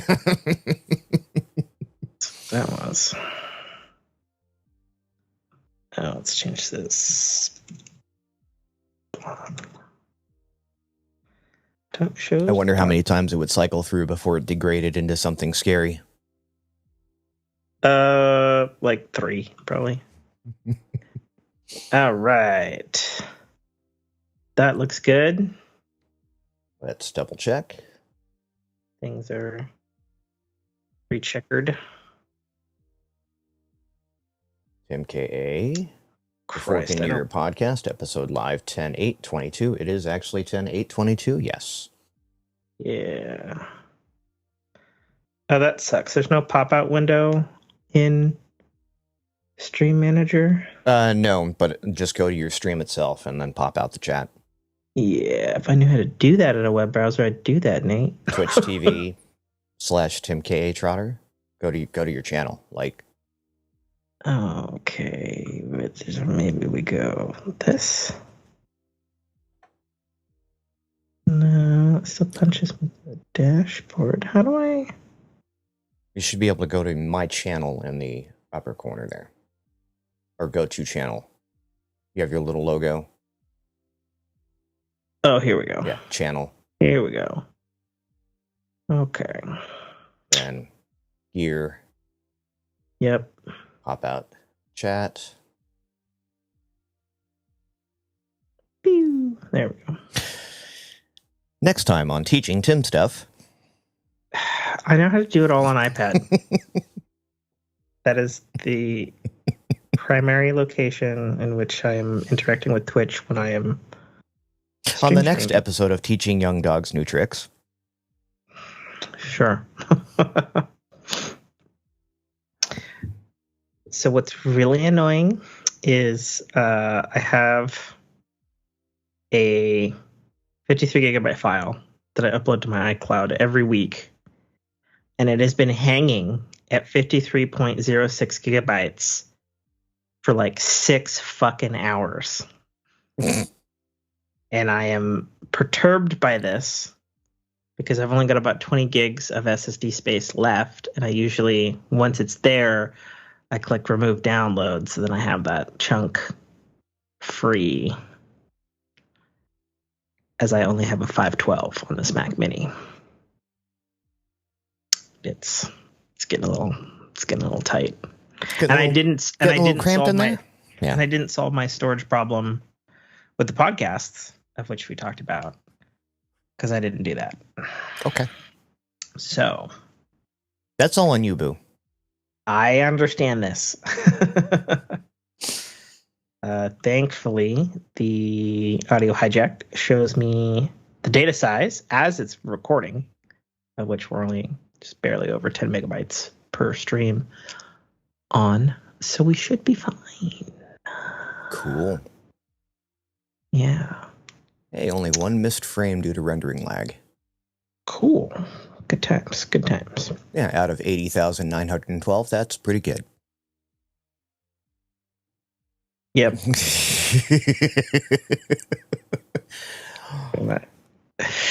All right, we ready? Yeah, I'm going to unpop the audio after we do a cut in. Okay, you ready? Yep, 3. Are we doing cut in and then intro proper? Well, yeah, we'll do cut in and then I'll hold it because I got to do the scroll. You want me to just wait till I see it on the Twitch? That works. Okay, cool. In 3, 2, 1. Cut in. And our audio should be live. Let's Roll the scroll. What is a plane passes over?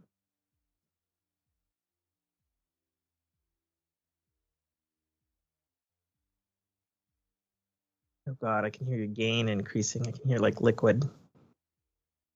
That's not good. What do you mean you hear liquid? I hear liquid. Like I could hear your gain increasing until I could hear like some kind of liquid in the background and or your house. Oh, fun. So don't dead air. without remembering to mute myself. Yeah. Oh, hey, we got little graphics and stuff. Hey, look at that. Look at you with a Photoshop skill of some kind.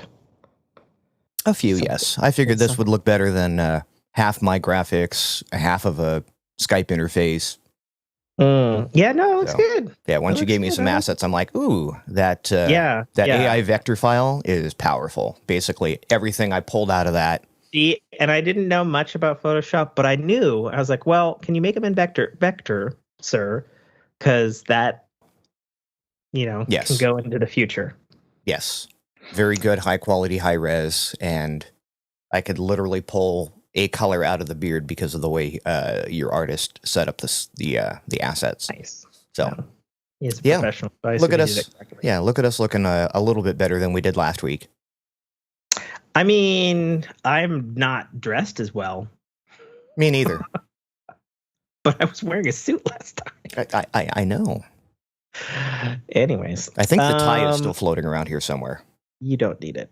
You don't need to upsell that shit. All right, are we ready for the show? Yeah, we're on. Hey, Twitch Fork fam. Welcome to I feel weird. I feel like I need to do another cut in. Sure. But I'm not gonna. A little behind the scenes. See how the bread's made. We already did it. No, I'll probably cut the actual podcast episode right here.